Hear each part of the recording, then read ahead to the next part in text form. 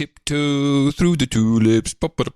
Adam Curry, John C. Dvorak. It's Sunday, June 2nd, 2019. This is your award-winning Gitmo Nation Media Assassination episode 1143. This is No Agenda.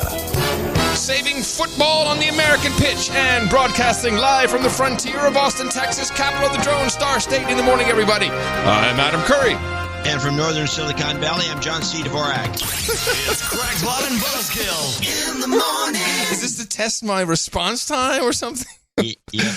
What was it? Well, exactly. You have nothing else to say. That's it. Done. Just it. Yeah. Okay, good.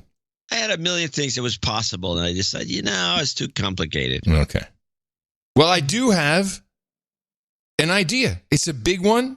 It's a money-making one. We could even use it as our exit strategy, just to start the show off with that. I can bring football, soccer, to American screens in a commercially viable way. By not running it at all? No. I mean, okay. This is the biggest problem. Why? In our... The biggest problem with soccer in the United States, there's two biggest problems. The biggest problem is it stinks as a game, and Americans don't like playing it unless you're a girl. That's your opinion. Okay. The real problem is, of course, because there are no commercial breaks, and it's very difficult for television networks to make money off of the games. Well, they must make money in Mexico. They must make money in England. They must make money on the continent. Well, actually, they do. But there's more people who want to watch. But they also buy more trucks. They also have different broadcast systems, different ways of making money. But now, finally, after having seen the highlights of the Champions League, the big game in the Champions of Europe, Liverpool beating out Tottenham. My God. You're kidding. Did it beat Tottenham? I think it was 2-0 even. It was a crazy game. 2-0. It was a crazy-ass game. But there is now a way to monetize. I have a little clip, which I'll just play it. It won't really explain immediately, but at a certain point, something happened on the field. Oh, she's there. Oh, there she's fucking gone. She's fucking gone. Yes! Oh, there, she did it. Yes! Yes!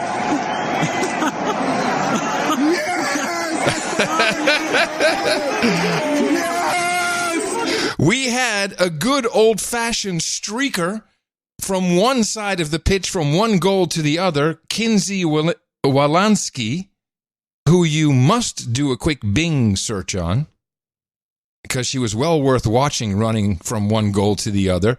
Approximately definitely get everybody, Americans' attention. $3.97 million pounds worth of advertising for the company she wore on her shirt, which is Vitae. Shirt on?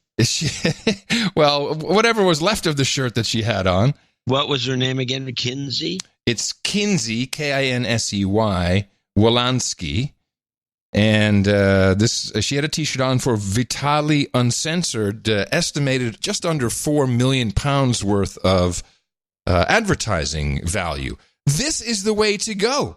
Just once a game. No one knows when it's going to happen. We don't know what she or he is going to look like, but everyone knows once a game, someone's going to streak pretty much butt naked from one end to the other. We're going to see their advertisement. We take one advertiser and one advertiser only. We could expand it to two, one for each half of the game later on. This is finally a way to monetize, and the crowd loves it. Have you seen her? Yeah, she's beautiful. Yes. This is a money-making opportunity. Well, I don't know who talked her into doing this, but I guess she got her name around. What do you mean? She has a sponsor. She's an Instagram influencer, gained 1 million followers after this stunt, but look at the T-shirt. That was a sponsored T-shirt.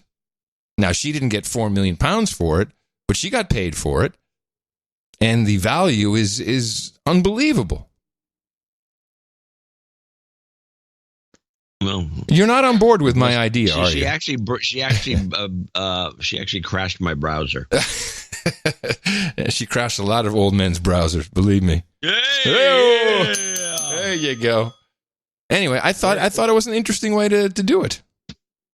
Yeah. You should move back to Europe and become a member of the FIFA, whatever the hell that group is. FIFA. FISA. Even I'm not corrupt enough to join FIFA.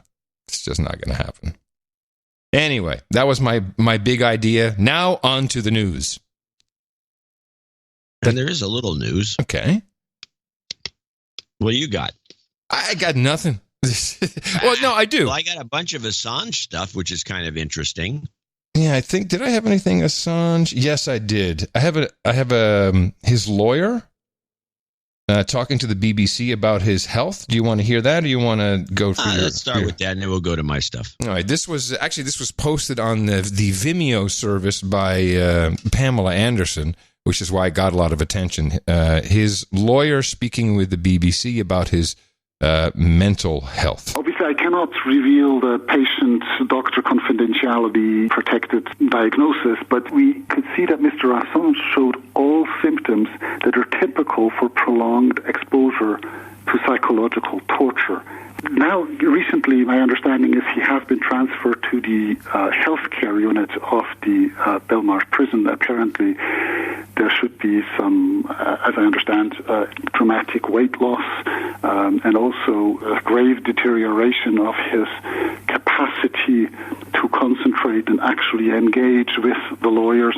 So how long has it been since they first carried him out? Now, this kind of also makes me wonder, did they carry him out because he couldn't walk because of his already dramatic weight loss, which it didn't appear to be? His face seemed kind of full.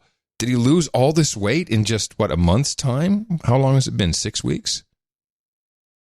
I don't know. The whole thing seems very strange, but I mean, I'm wondering how much of that. Well, let's just play these clips. Well, I have some more on this if you want to hear it. Just a little more. More. It's very terrible to whoever. She should have cleaned up that audio a little bit. That's the BBC, man. A grave deterioration of his capacity to concentrate and actually engage with the lawyers. So is he fit for trial or not?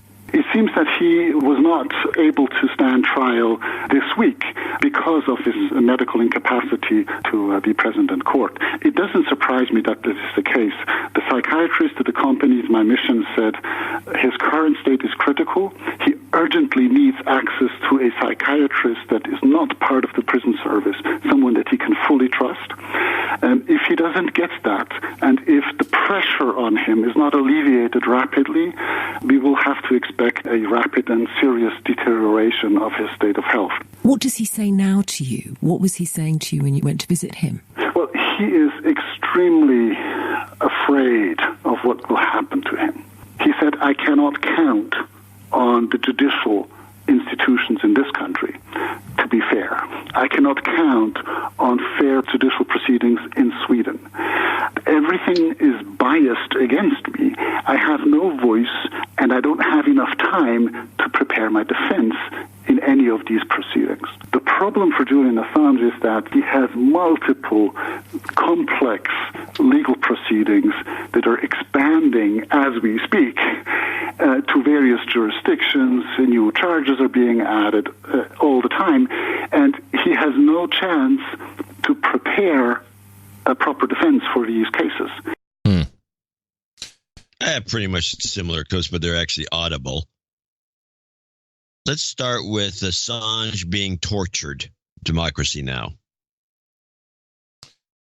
Joined by Niels Melzer, the UN Special Rapporteur on Torture. Welcome to Democracy Now! Why don't you begin by telling us the results of your report and describing your visit to see Julian Assange? Wait, is this going to be the same damn guy? Yeah, but you can hear him. Yeah, we got you. We heard you the first 5 times. Are you still pissed about your clips that sucked last time? Is that why you're so passively aggressive? Of course. Well, stop. The Belmarsh prison in London. Yeah, thank you, Amy. Well, I did visit. Oh, yeah, the bucket sound. Well done. Mr. Assange in prison, Belmarsh prison, on the 9th of May in the company of two medical experts. And my primary concerns really are that I'm extremely worried about his current state of health, which was alarming already when I visited him, and which seems to have deteriorated rapidly since then to the point where he's no longer even able to stand trial and to participate in court hearings. I must say that I'm appalled at the sustained and concerted abuse that this man has been exposed to at the hands of several democratic states over a period of almost a decade. And I'm gravely concerned about the prospects of a possible extradition to the United States. As I have indicated this morning in Geneva, I worry that he would be exposed to a politicized show trial in violation of his human rights. I don't know about that. How's that a violation of human rights? Okay. Well, hold on a second. I'm getting suspicious. Yeah. And so there's going to be this argument. Well, first of all, a piece came out this morning saying, well, why isn't the CIA and the government going after him about his revelations about Vault 7? Right. Which supposedly gave up all these CIA techniques. Well, not just the techniques, but tools as well, I understand. Tools and techniques. Sources and methods. And then the article goes on to say, we don't get this, whether they're not going after him for that, but they're going to go after him on espionage. And then in the same sense, they say, which is going to be very hard to prove, which brings us back to your thesis that this may all be bullshit. Well, now I'm thinking the best solution for everybody, mainly for intelligence services, and I'm looking at you, Five Eyes, is to have Assange die. That's the best way. WikiLeaks is still WikiLeaks. It can still be controlled by whoever. And I'm not saying Assange would actually be dead, but what a perfect setup right now. He's sick. It's not going well. We haven't seen him. He's gone. Oops, sorry. Throw a casket in the ground. And it's possible. I don't know if he'd go along with it, but it'd be better than what he's doing. Well, Assange is not important anymore. Now it's really about WikiLeaks, which, I mean, you tell me. Remember when they were literally deplatforming WikiLeaks.org from the internet by hijacking, the FBI got the DNS. They were jamming DNS everywhere. Then you had tons of mirrors. Everyone was registering a different WikiLeaks domain to help spread the load. And now I don't see any of that, just WikiLeaks.org. That works fine. They're on Twitter. You think they're being co-opted? Yeah, I would say. By us. So let's take a look at I'm not going to argue against that. Let's take a look at this guy goes on, this Niels character who's a UN torture guy, and he's supposed to be able to go in and say, hey, you're torturing somebody, stop it. Of course, that doesn't. I want that job. It's a good job. It's a great job. But before getting to his other clips, I want to play, because there's an implication that, well, you can't get a fair trial because the jury pool has been tampered with. I think of a lot of based on our lousy results from the last newsletter, which where we discussed Julian Assange. I would guess that a good portion of our audience all think Julian Assange is a traitor and should be hung. Or I don't know about that. It doesn't take a lot. Anyway, so let's listen to just to get a feeling for what the public might believe is going on. I have some clips from The View. Woo! I'm trying to decide which ones to. Okay, well, let's go with this one, which is a gem. This is this is Whoopi introducing the arrest of Julian Assange when it happened, and then Joy Behar jumping in. And Joy brings us back up to speed on exactly what the situation is in the society and all around. Julian Assange has been arrested. He faces charges in the U.S. for... What? She says Julian Assange. It's with a name like Whoopi. What do you expect? Julian Assange has been arrested. He faces charges in the U.S. for conspiring to hack into a classified government computer. WikiLeaks tweeted that he's won dozens of journalism awards, nominated for a Nobel Prize every year since 2010. And this is just a campaign by the CIA to delegitimize and dehumanize him. I was almost a dehumidify him. That's exactly what they're doing. He's quite human. So what do you think it is? Why is this happening? Did he break the law? Was it a problem? Well, remember what he did originally. Yeah, tell. Well, he hacked into the Democrats' computers and helped Trump get elected, basically, by exposing Podesta's emails, and then Comey went after Hillary. And remember that? And that's why Trump won, basically. In 2016. Holy crap! Oh, I gotta listen to that last bit again. What did Assange do? That's computers and helped Hillary. Yeah, tell. Yes. Well, he hacked into the Democrats' computers. Wait a minute. 2 years of Mueller report, and this is what you took away from it, Joy? And helped Trump get elected, basically, by exposing Podesta's emails, and then Comey went after Hillary. And remember that? And that's why Trump won, basically, in 2016. He's been doing it since 2010. Wow. Okay. Oh, my goodness. Well, she does not pass the Mueller test. So now Assange hacked into it's no longer the Russians. It wasn't the Internet Research Agency. It was Assange. Well, kill him. But that's another clip. Oh. The view on Assange working with the Russians. Okay. But can I point out, there is a difference, Sonny, in being a whistleblower and being a straight-up hacker. And what we found out with Assange is he conspired with Russia to meddle in our 2016 election. So it was him. If that is not committing a crime, yes, I don't know what that allegedly. is. I think so to say that's under the freedom of speech, I can't get... here's what I would tell you. Let her do it. Wow. When she says that, Whoopi says, "Oh, so it was him." Yeah, like that meddled in the election. Yeah. Oh, now we know. Well, let's just review for a second. I don't understand. I know they have producers on this show. I know that they're constantly talking into their ears. I know a lot of people watch this show and take what these women say as gospel.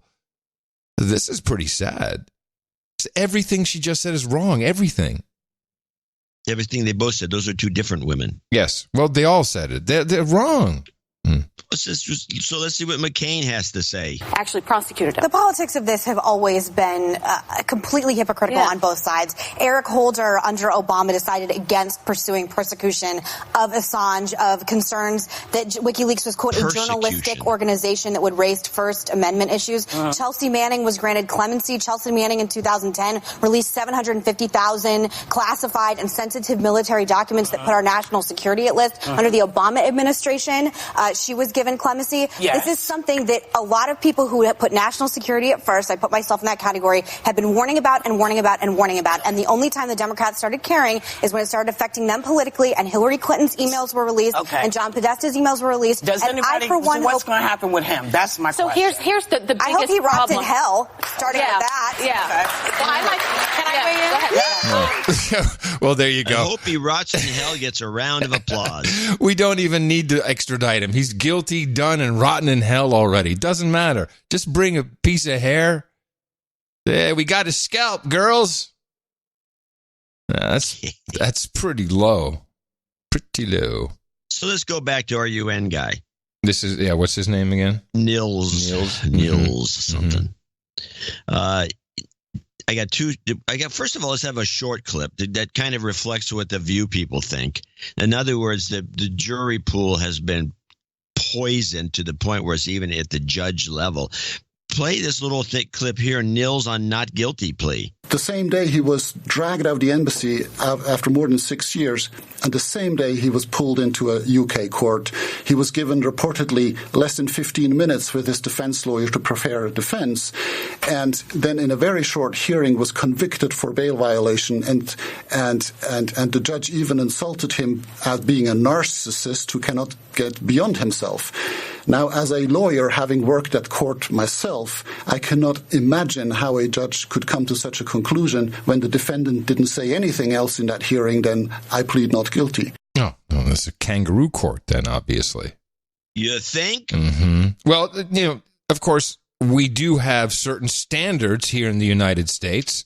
I give you the example as brought to us by former CIA chief John Brennan. People are innocent until alleged to be involved in some type of criminal activity. Okay, just so you know, it's like we're very similar to the International Criminal Court at this point. Sounds like it. We're so right let's up there. play the last clip I have. Neil's talking about getting a fair trial in the United States. Yes, I'm gravely... Hold on, wait, stop. I was wondering what this. I write cues for myself on these clips, and the cue in this case was ask, and I forgot what it was before I just threw the clip out. Amy has just asked him, "What is the potential for getting a fair trial in the United States?" Okay. Yes, I'm gravely concerned. I'm almost, certain that he would not get a fair trial and a safe treatment in the United States. The public prejudice, including on the part of former and current officials in the United States, is so predominant for several years now, and so that it would be almost impossible to have an impartial court hearing where he could actually be heard at his concerns. When we see the charges that have been added now recently under the Espionage Act, most of them really relate to activities that any investigative journalist is conducting every day. So it's really a reason for concern for press freedom around the world. Then we are also, with the United States, unfortunately dealing with a country that in the last 20 years has not shown to be consistent in enforcing the prohibition of torture with its own officials. We can speak to the Senate committee report that has not led to a single prosecution contrary to their obligations under the Convention Against Torture. Obviously, the collateral murder video has not led to any prosecutions either. The only person that is being prosecuted here seems to be the one that actually exposed all of these. Yeah, that's our culture, bro. That's what our elites always do. Daniel Ellsberg with the Pentagon Papers. Boom, Espionage Act. Of course, that's what we do. We are horrible that way. Yeah, well, it tends to work a little bit. I did get I dug up the old McGovern clip. Ray McGovern, the ex-CIA guy, talking about and I left the beginning of this clip in. It has something to do with this in an obscure way, but mostly to do with what The View said about Russia hacking. No, Julian Assange hacking, not Russia. Julian Assange. Julian Assange hacked the DNC. Yeah. McGovern makes an interesting comment. This was done in the middle of 2018, and he says we don't hear about hacking anymore. In 2018, I think he was in a moment in time where that might have been true, but it's not true anymore. And this particular information that he goes on and on about, which we've discussed on the show a lot, which is that it couldn't have been hacked. It had to be a thumb drive.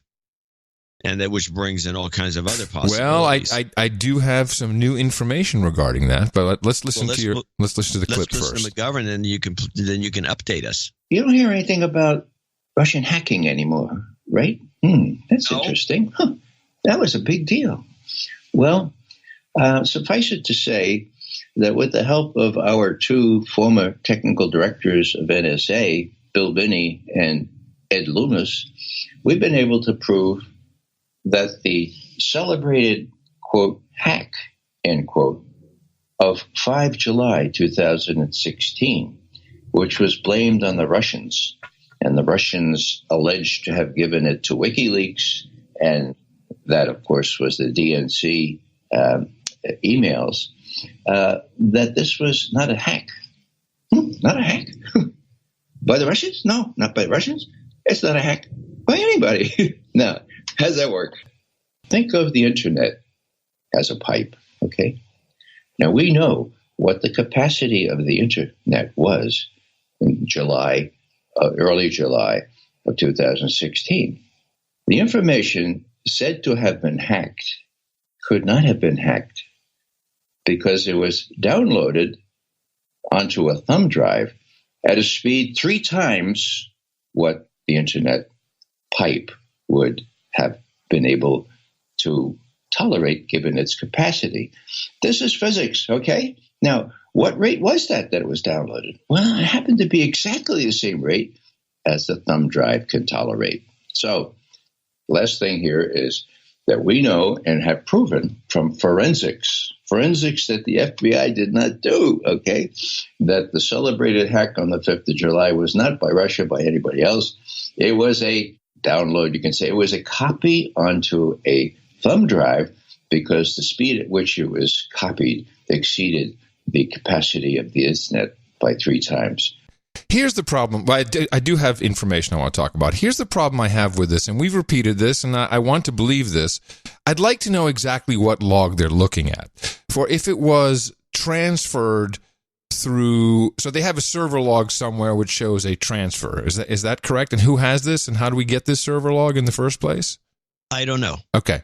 Nobody ever seems to explain it. Well, this is why I don't like it. If you have access to logs that can show you the speed at which it was downloaded, then you also know what port and what protocol was used. I never hear anyone talk about it except for because of the speed, it had to be a USB drive. I don't say thumb drive. That's kind of like 1998. I'll say USB drive. However, I've got information, man. New shit has come to light. In lacking of any evidence that it was an actual thumb drive, I now have pretty much proof that it would have worked and could have easily been a power line connector.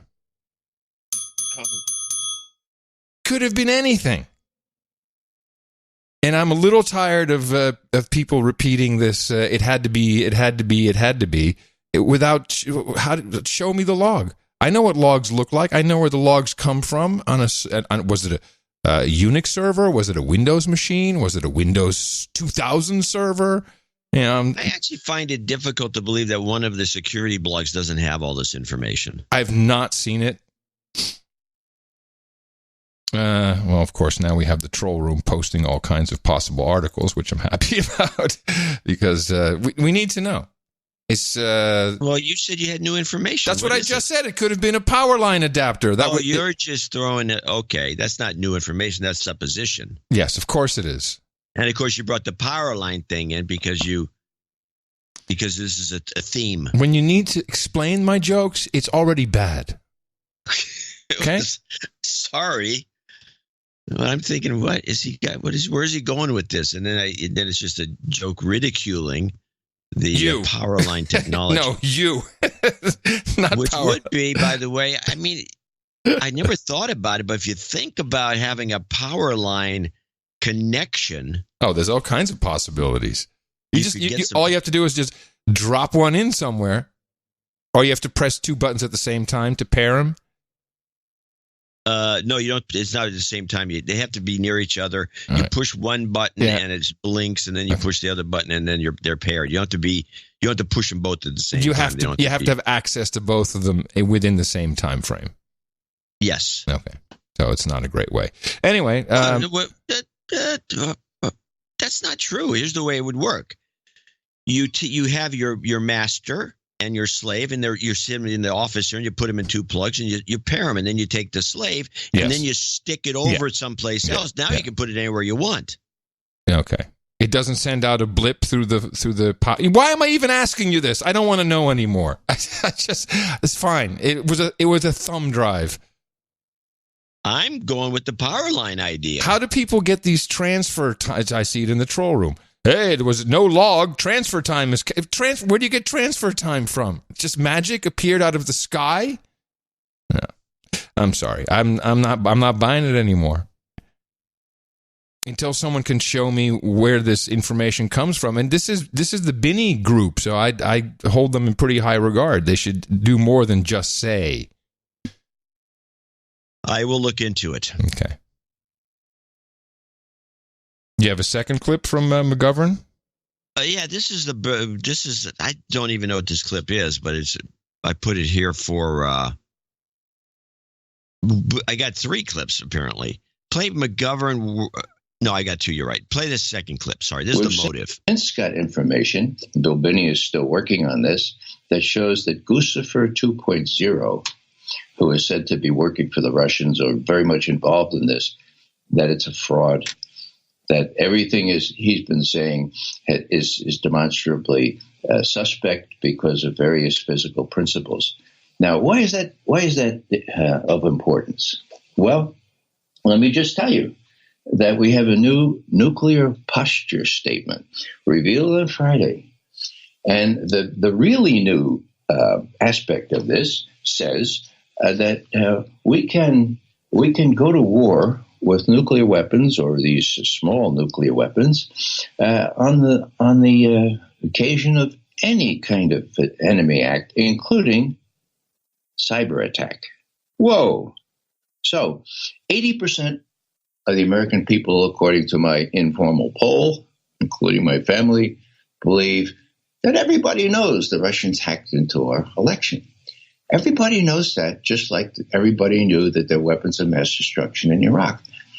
It's not true that they did. It's demonstrably untrue. But, the next time this comes around, next time there's a cyber attack by the Russians or anybody else, so-called, this was still on the record. Well, they hacked into our election. They tried to undermine a democracy in 2016. And they're doing it again. Yeah.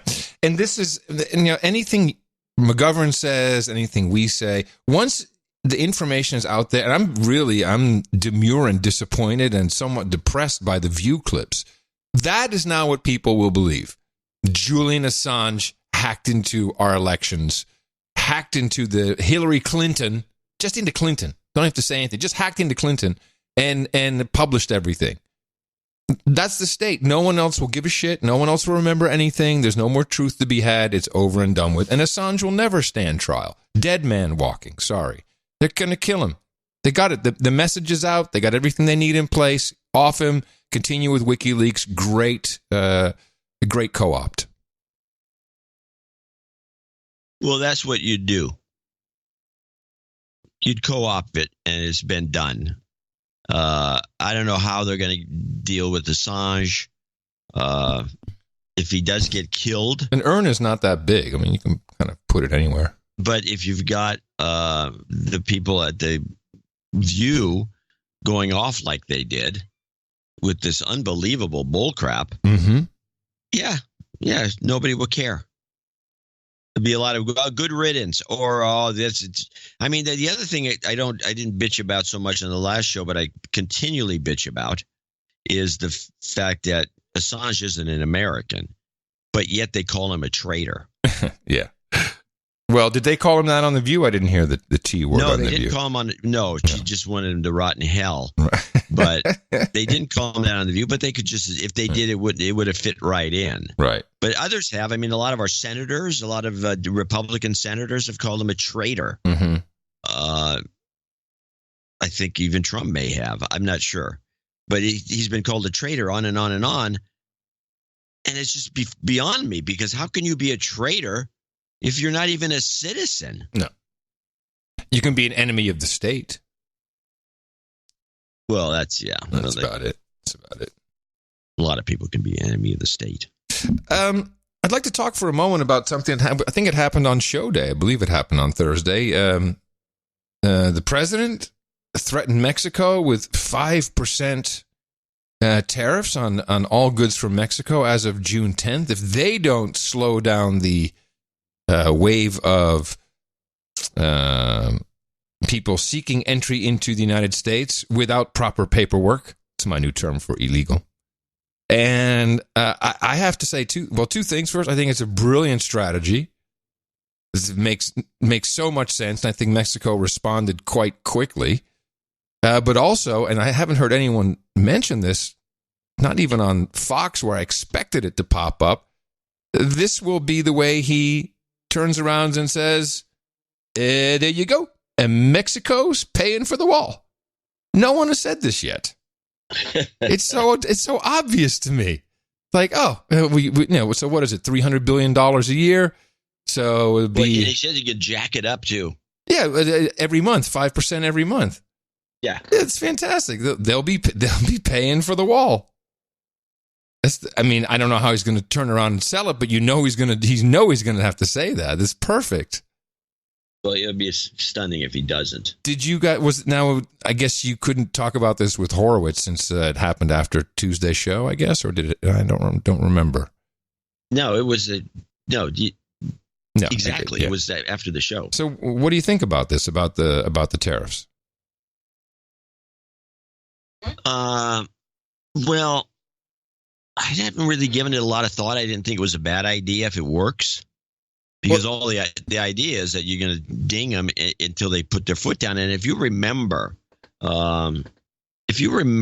let's see, probably during the Obama administration, this was discussed, because it was discussed a lot by the right wingers.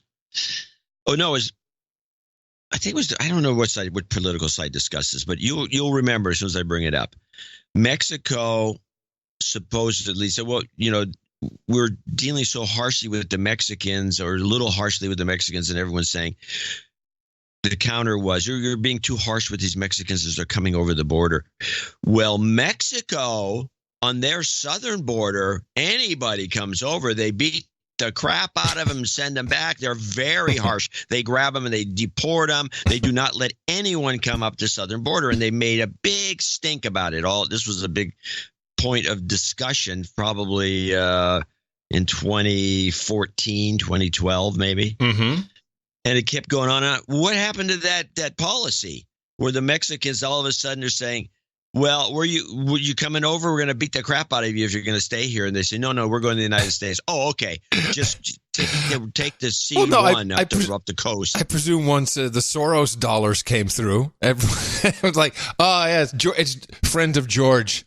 Let him go. Yeah, but look, I got credit cards. They got a card. Got a Visa debit card. Friend of George. Yeah, off you go. No problem. So with that in mind, you'd think that the Mexicans obviously have a little more control over the situation.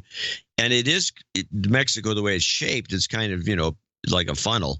And so it's not that easy. You don't have a big border like we do with the United States. You have a very small border down the south, and it's very easy to control. And that's all. Yeah. I think the Mexicans can do it if they want to, because they've done it before. Well, it seemed that hours after this threat went out, the Mexicans say, "Whoa, let's send some people over Friday. Let's sit down and have a little chat. We can work something out." And of course, we see all kinds of people gearing up to get the courts, and it's illegal, and you can't do it. He has no power. And I am so done with all of this. I'm looking at other news around the world. Everything here is a stupid sideshow of outrage and people addicted to emotion. It's sad. Yeah, it's very sad. It's not funny. There's nothing interesting. Except I do. There's funny moments. For example, for today, I've got the Trump Genius ISO. I think is really a funny moment. Oh, is this something that maybe I can use for end of show? Let's see. I'm an extremely stable genius. It's not a new one. No, of course it's not. I bet I've been itching to get it. All right. Well, we can talk about... No, let me grab the wheel here. Let's talk about some of our 2020 candidates just to get it out of the way. And then we have a lot of other things to talk about. Yeah, there's been some new information. We're learning things about people. First of all, yes. I have some new. I haven't put it on the page yet, but I have some new thoughts on this. You should. Yeah. Okay. Tell me what you got. Okay. Well, I'd say the number 2 candidate is Hillary Clinton. We still think she will, according to the Cosmic Weenie, she will re-enter and she'll fly right in. And there's no evidence that she won't. And, of course, this came across our desk. So get this, folks. Hillary Clinton is set to serve as a keynote speaker at the 2019 Cyber Defense Summit. The cybersecurity company FireEye tweeting this flyer out and saying the event is designed to inform executives about how to, quote, mitigate, detect, and respond to cyber attacks. But is the political figure who really came to define mismanagement of cybersecurity the right person to keynote a conference on cybersecurity? Well, yeah, I'd say she's the perfect one to keynote that. And it's interesting that it's FireEye, since they've always dealt with CrowdStrike. Bing, bing. I think, yeah, and FireEye really the pew pew guys? Are they the ones with the map? Pew. I don't know. I can't keep track of these boneheads. I believe so. Well, the troll room knows. Is it the FireEye guys who have the map? Pew, pew. I think it is. Yeah. Yes. We hear you with your pew pew. No, that was Norse. Not sure. It is if you're the... Oops. Let's see. I do have the pew pew here. There we go. I think that'll be a big hit for her. I'm sure she's getting a lot of money for it. And I think people will enjoy. And I bet she'll have some funny one-liners. And it'll be a pretty good show. I wonder how much she's getting. This is really... I'd love to find out. You got to have a good payday if you're going to do something like this. I mean, it's self-deprecating, which is funny. It's totally getting the awareness. I mean, and she'll play it too. She'll play the self-deprecating part. Yeah, so you got to get a payday for that. It's got to be good. These guys, aren't they public? I think FireEye is public. Well, talking about candidates, there's something that was brought up on NewsHour. Public company. So give her some stock, give her some options. It's beautiful. Oh, yeah, that would work. Mm-hmm. We'll give you some stock. Oh, okay. That's how they get rich in Silicon Valley. Yes, stock options. So it was kind of brought up on the NewsHour. And when they brought it up, I didn't think too much about it. I do have a clip which talks about one aspect. I will play that, but let me just tell you what the theory is. There's a bunch of Democrats, and David Brooks himself says, I don't know why these people are even running, because I don't know what they're thinking. This is crazy. But there's a bunch of Democrats, and no one has noticed this. I try to talk about it a little bit, but as you hear from the clip that I'm going to play, it doesn't go anywhere. But there are certain candidates that are single issue. This is very old-fashioned type of politics.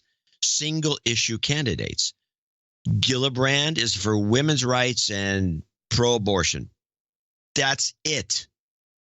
Eric Swalwell from California. Guns. Gun control. Mm-hmm. Gun control and more gun control. Inslee, the bonehead governor from Washington State. Climate change and only climate change. He's running on a climate change platform. I don't know that I can isolate more of these. Well, but now Yes. Well, what I was going to say is that I can answer the question why these people are running. They're not running because they believe they have any chance. They're running to raise their profile. So they are preparing for the next step. It could be a Senate seat. Could be. No, I totally agree with that. And I think even I've mentioned, maybe in the Cosmic Weenie piece, that Tulsi Gabbard, I think, is just after that idiot senator from Hawaii, Mazie, whatever her name is. Mazie Hirono. Yeah, Mazie Hirono. She's hopeless. But I think these single issue things, it's not as though there's any crossover, which makes me wonder if they're test marketing the issues. Different ideas? Okay. Yeah, that could be. So you run these different candidates out there and you see which one gets traction with whatever issue they're running on, and then you incorporate that issue into the platform. And none of these candidates, of course, have a chance, and I think that's pretty obvious. When they talked about on NewsHour, they talked about Gillibrand a bit. To play this clip. There's Mark Shields on abortion and Gillibrand. And now we turn to the analysis of Shields and Brooks. That is syndicated columnist Mark Shields and New York Times columnist David Brooks.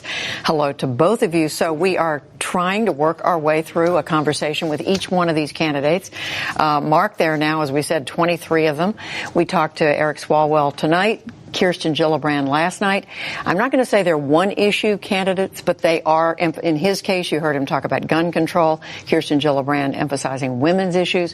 What are you hearing from them? Is it smart for them to seize on one issue or not? Well, we'll find out on whether it is. It just strikes me that abortion as an issue has been that's where Kirsten Gillibrand is probably most prominently identified.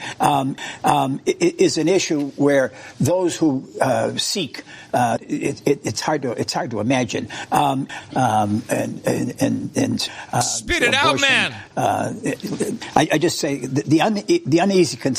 I mean, and that's this, and that to me, if you start to, it's just it change that, which I think Republicans are finding right now. When you've got, I think it tells you something about the politics of that issue. It was. So that summarized it. Come on, you edited that. The guy does not sound like that. He's bad, but he's not that bad. Anyway, I think it brings it right. I will not have this fake news, these deep fakes taking place without you coming clean. Well, I will say that I trimmed it to make it more concise. Okay. And I did. I went out of my way to do a specifically better job, so the ear won't hear. Yeah, you. No, it was undetectable, John. I don't know how you did it. All right, Kamala Harris is not a single issue candidate. She is a no issue candidate. Here's what she says. You just bring up an issue to me, John. Any issue. So what is your take on gun control? I think gun control in this country is something we ought to have a conversation about. Try me again. What do you think about abortion? Yes, we need to have a comprehensive conversation about women's reproductive rights. And you don't think that this is another one of the test marketing strategies? No-issue candidate? No, I think she's sitting there waiting for the other jamokes to come in with their reports and like, well, this didn't work really well, Kamala. Well, try this one. And I don't know how serious she's being taken as a candidate. She was on stage at a Move On conference?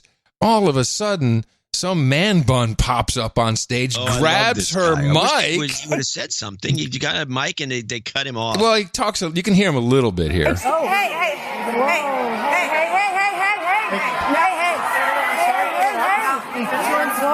minute, sir. Asking for your attention to a much bigger idea. Thank you so much, sir, for your big idea. So there's 15. I'm going to let it run for a second. There's 15 seconds between this man bun popping up on stage. Kamala gets up, walks away slowly, and after 15 seconds, some kind of security guard jumps the guy from behind, pushes him away. How serious can you take this candidate if she has zero security? Any douchebag can pop up and hey, here we go. I'm just grabbing the mic and right in your face. Nothing happened. But we want to make sure that we are able. But also, what kind of a leader is Kamala Harris? I mean, she's gone now. She's off the stage, and this is going on. This. Okay, it's okay, folks. It's okay. People have their own big ideas. They have their own big ideas. Yeah. So she could have easily come back. The guy is off the stage. To our folks that have come here to speak to us. She didn't have to leave at all. She was never in any real danger after they got him. And look, Kamala. They have to chant to bring her back. This would be the leader of the free world in our country. A pussy. No. This is Pachenik's pick. Well, then he's picking a pussy. She's a coward. She's a coward. She didn't really even want to come back on stage, even though this guy had been gone for a minute. Well, I remember bad optics in my view. Bad optics for someone who wants to be president and leader. You can step back for a second, maybe even say something, address it. She was gone. She was in the limo. I remember in the years past when Gene McCarthy was running for president, and he showed up at the Berkeley campus. And he showed up, and he was walking around with no security, really. And some maniac, just like this guy, only an older version or a different version. It's a hippie version as opposed to the man bun type, who's a creepy looking guy, by the way. They started yelling at him. And McCarthy, he gave as good as he got. He just stood there, stood his ground, and started yakking with the guy and saying, "No, you're wrong about this. You're wrong about that." Sure. I was very impressed by this. Skulking off, in fear is not the way to do it. You kind of have to see the video to just see that, she sits there, the guy comes right to her, yanks the mic out of her hand. She's like, "Oh," and then, the guy's yapping, he's walking, and then you just see her go tiptoe through the tulips. And the thing is, she kept that kind of shit-eating grin that she always has. She has this one smile. Yeah. We should have a conversation about that, I think. I'll just keep the smile on my face as I move out of the way. Let's have a conversation about that man bun. And then we had Elizabeth Warren. She went on the Breakfast Club, which is Power 105 in New York, who apparently have no commercials. I don't know how they make any money, but they interviewed her for almost 45 minutes, not a single commercial break, which is for a morning show is pretty good. But it also it really gave time for us to get to know the candidates. And they are brutally honest. You've probably heard little snippets of this. I figured it's no agenda. Why don't we play the entire piece in context where they ask her specifically about her mistake of thinking she was of Native American heritage. I want to clear up some stuff because there's a lot of criticism that's said about you, so I want to give you the opportunity to speak on these things. The Native American thing. Do you regret taking the DNA test? Look, I can't go back. But you got to explain to a lot of people that don't know. Now, you came out and said that you were Native American. Long ago. And they found out that you weren't.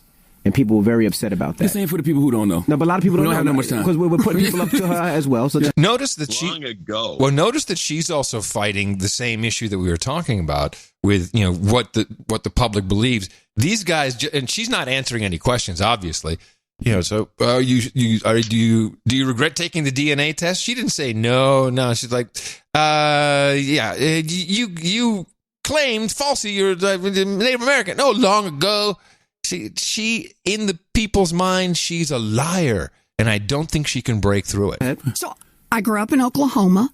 I learned about my family the same way most people learn about their family, from my mama and my daddy and my aunts and my uncles. Cornflakes box. And it's what I believe. But I'm not a person of color. I'm not a citizen of a tribe. And I shouldn't have done it. If you had a chance to do it over, would you? I can't go back, but I shouldn't. But what I can do is try to be a good partner. And that's what I do every day. How long did you hold on to that? Because there was some reports that said you were a Native American on your Texas bar license and that you said you were a Native American on some documents when you were a professor at Harvard. Like, why'd you do that? So it's what I believe. That's, like I said, it's what I learned from my family. When did you find out you weren't? Well, I'm not a person of color. I'm not a citizen of a tribe. And tribal citizenship is an important distinction and not something I am. So. Was there any benefits to that? No. Boston Globe did a full investigation. It never affected, nothing about my family ever affected any job I ever got. She didn't get a discount in college. No. You kind of like the original Rachel Dolezal a little bit. Rachel Dolezal was a white woman pretending to be black. No, this is what I learned from my family. She needs a crisis management. She's a better comeback is what she needs. Yeah, I can give some ideas of what she should have done. Okay. First of all, she's right off the bat. She could have killed this whole thing in the Rachel Dolezal thing at the beginning when they said you regret taking the DNA test. She should be more aggressive and say, look. With that, look. Look. I was convinced. and then maybe you could do a little sidebar here and say, do you remember that there's a black woman on YouTube that took her DNA test and says she was white, and she's very upset about this. I was convinced I was Native American. I have some features that look Native American. I was told I was Native American, and everybody's ridiculing me for it because I'm white. So I decided to take the DNA test because I took the DNA test because that's what I thought. Once it proved that I was a Native American, I said, okay, fine, I'm out of here. Yeah, but see, the problem there is that if you recall, I'm actually looking for it, when she did the DNA test, she had a friend of, I think, one of her husband's friends, and he is part owner of the company that did the analysis, and he called her on the phone, and they had both sides of it. Well, looks like you're definitely Pocahontas. And, so she can't get away from that. That you recall. She's done. I'm sorry? Because what I described, you're right. Because actually there's two things involved. One, and this, she doubled down was her problem. When the test came back, there was something about her maybe having some Peruvian or some South American, South American, South American Indian maybe, and so she went with that. And as soon as she did that, then the Cherokee Nation or one of the Indian tribes said, "Hey, this got nothing to do with nothing," and they brought up the thing about you're not a member of a tribe and the whole thing is bogus. And so then she was kind of stuck in the middle. She should have used the DNA test to escape from the nonsense of her being Native American. Right, she could have done it. Say, I guess it's not true. There's some evidence maybe it's South America, but she didn't do that. She doubled down. That's the mistake she made. She probably should have gotten a consultant early. Yeah. No, she screwed up. She's a complete, there's no way she's going to get anywhere. Gosh, I wish I knew what those clips were. Yeah, like this black guy's giving it to her. We believe in science. That's right. Especially that of DNA. She pandered. Well, use that as the ISO for the end of the show. You like that one? She pandered quite a bit. Every time she could turn around and say reparations or HBCU, historically black colleges, and we got to give more money there. She's just a panderer. But then she talked about her trip to the border a year ago, and I found this to be quite disingenuous. No doubt the border is messy, and detention facilities, go to any jail, any place where people are detained, it's not pretty. You see human beings behind bars. But there's another way you can paint that picture if you're Elizabeth Warren. I went down to the border. It's been, probably about a year ago right now. Mm-hmm. When it first came out about separating mamas from their babies. Mm-hmm. And picture an Amazon warehouse. Only it's dirty and it smelled bad. Oh, well, wait a minute. How is that different from an Amazon warehouse? Picture I beat you to it, right? An Amazon warehouse.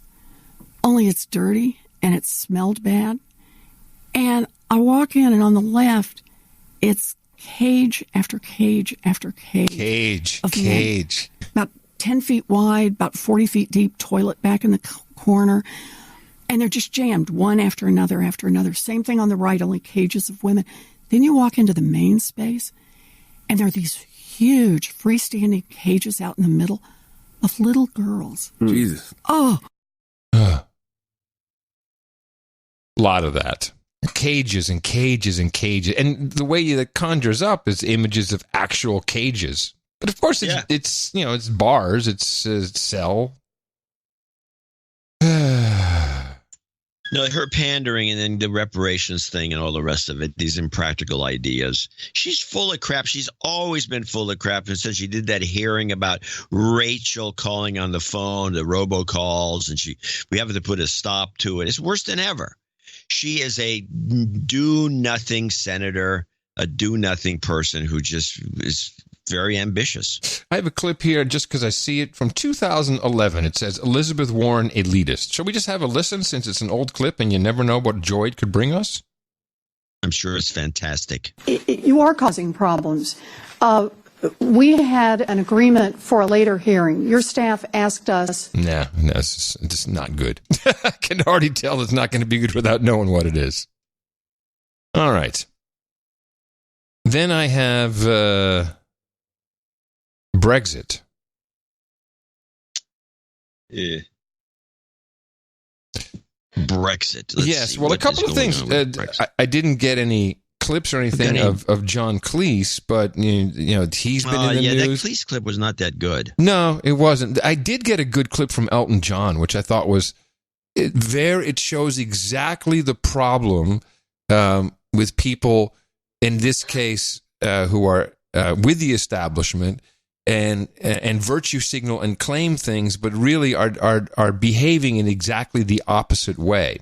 So Elton John is in the news now, not only because there's this movie out about him called Rocket Man, which is in theaters now, and I'm very much looking forward to that. And of course, they've got the publicity machine ramped up. Whoa! In Russia, they're showing it. They're cutting out the gay scenes. Well, that's just so you don't have to pay a fine. So you're cutting out the gay scenes. So don't lie about that. But then he's on stage, and this is what he said just the other night. If there is one thing that I've learned as I get older, it's the incredible healing power of love and compassion. Woo!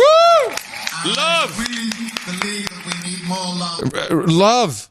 John, love, compassion, the healing power write this of down. Love. Yeah, write it down because you're going to need it in about 30 seconds. Love and compassion. And I really believe that we need more love and compassion in the world today. I agree. Let's show some love, Elton. A lot more. I am so sick to death of politicians, especially British politicians. There's some love and compassion. I'm sick to death of Brexit. Love and compassion. I am a European.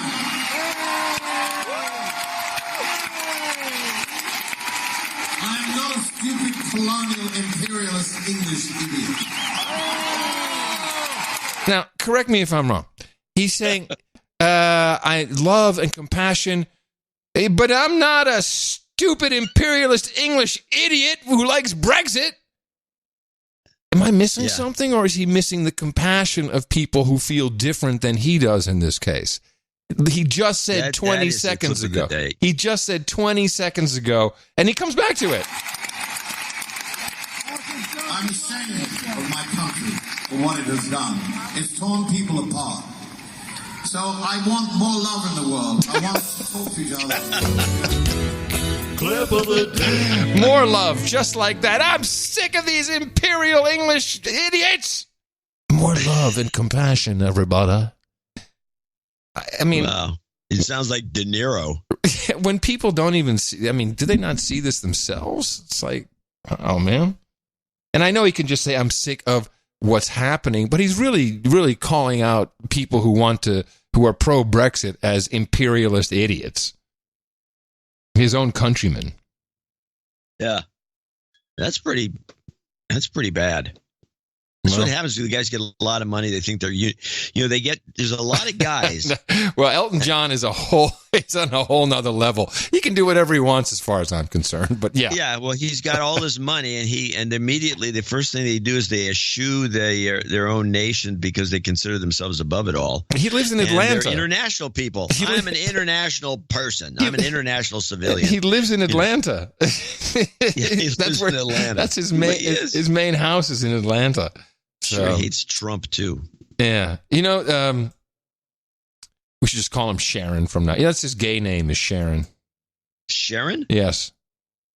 There's a thing with a lot of gay men. It's probably more 80s, 90s thing. I don't know if it's still done. Yeah. Then so when he's hanging out with his buddies, and I didn't hang out with him, but AIDS Project Los Angeles, I did work for them way back in the MTV days, and that was his one of his charities. And everyone just like, Sharon, and his head will whip around like, what the fuck? Who's Sharon? That's his name. But I think you have to be a gay guy to be able to call him that. Sharon. Huh. Well, there's a tidbit you won't get on any other show. Well, I realized that after 11 years, we probably should start repeating some of our stories because not everyone has heard them. And I've definitely mentioned this one before. Oh, I don't think so. Oh, yeah, for sure. Yeah, for sure. It's nothing I would forget. Mm-hmm. You may have no, even after the show. I've never heard this story before. Maybe, I mean, it's possible, but no. All right. So we want to do, let's take, well, I got one more thing. Talking about love and hate. CNN brings on this guy, Professor Alan Lichtman. And Lichtman is the professor who predicted the last 9. He's got some list of criteria, and he's predicted supposedly, although he's only recently known, but he supposedly has predicted the last 9 presidential elections, nailed them, which he could make a lot of money if he parlayed that, it seems to me. Mm-hmm. So they bring him on. You think they're going to bring him on to discuss Trump as the potential candidate that he is, and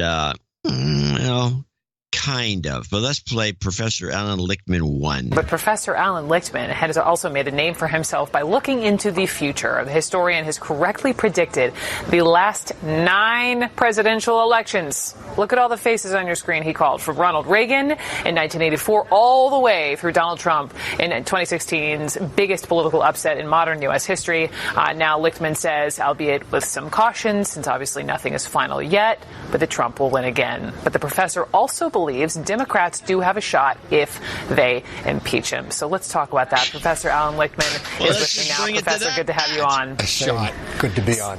So you called it 9 times. 9. And you say now, and I know we're still early and this is not your official prediction, but you think Trump is it in 2020 unless what?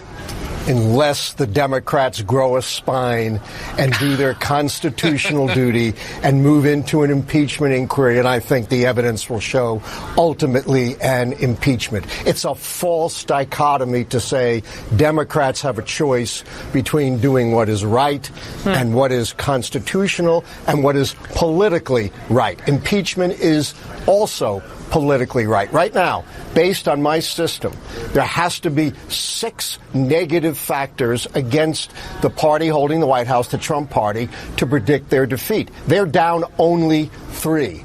But an impeachment would nail down the scandal key, a 4th key. It might trigger other keys like a real challenge to his renomination or a third party enough to defeat him.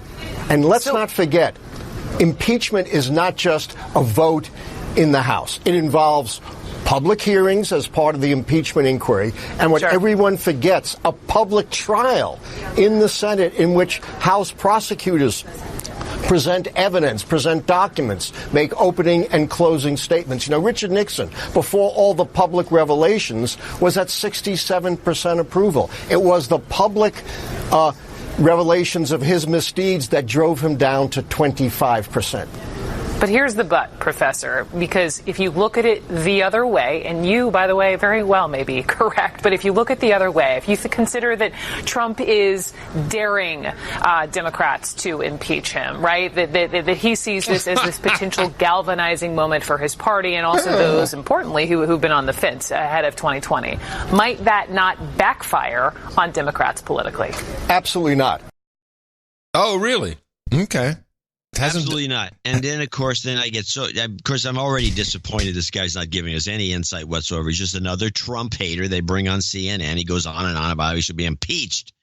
And so he throws this in, and it's like after you listen to the Joy Behar rant and these other things that we've heard on the show so far, you hear this and you just go, what is the point of anything?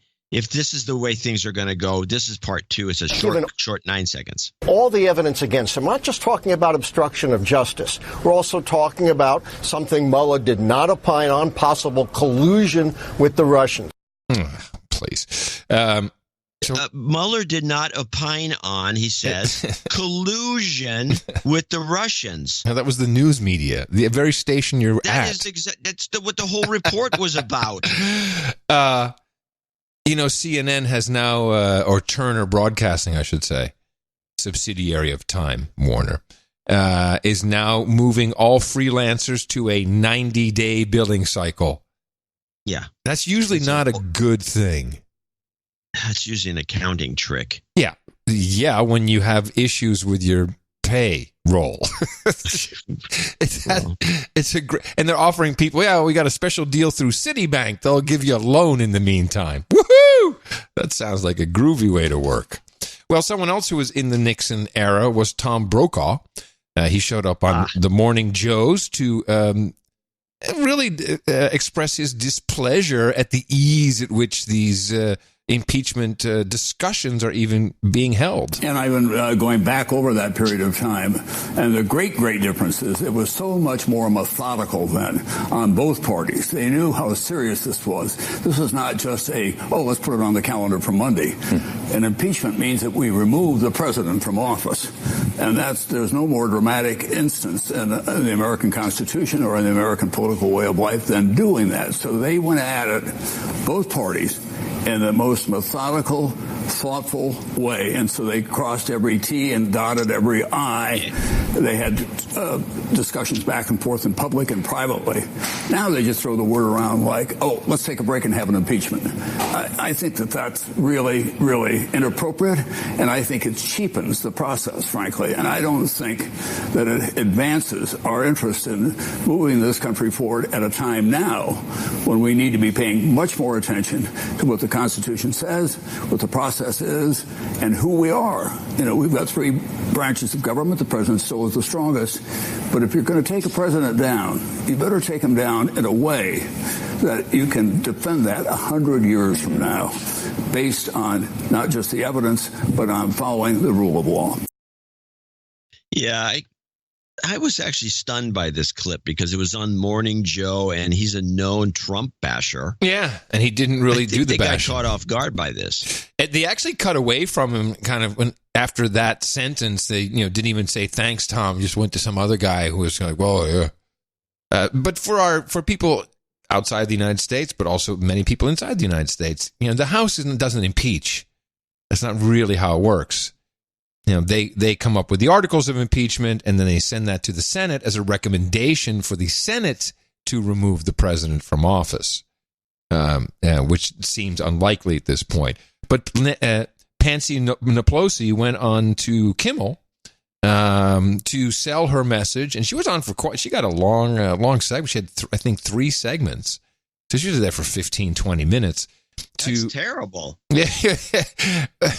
Well, she said it's supposed to be entertaining. She said some funny things. I did pull one clip which I wanted to share, but she was really there to give the message to the populace that it's really not prudent to do this, and she doesn't want to do it. She knows why.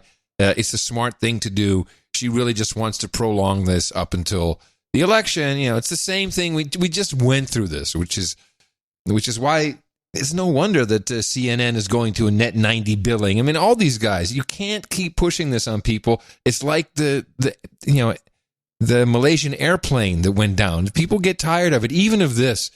But Kimmel called her in, and she said some interesting things. Let me just say this immodestly.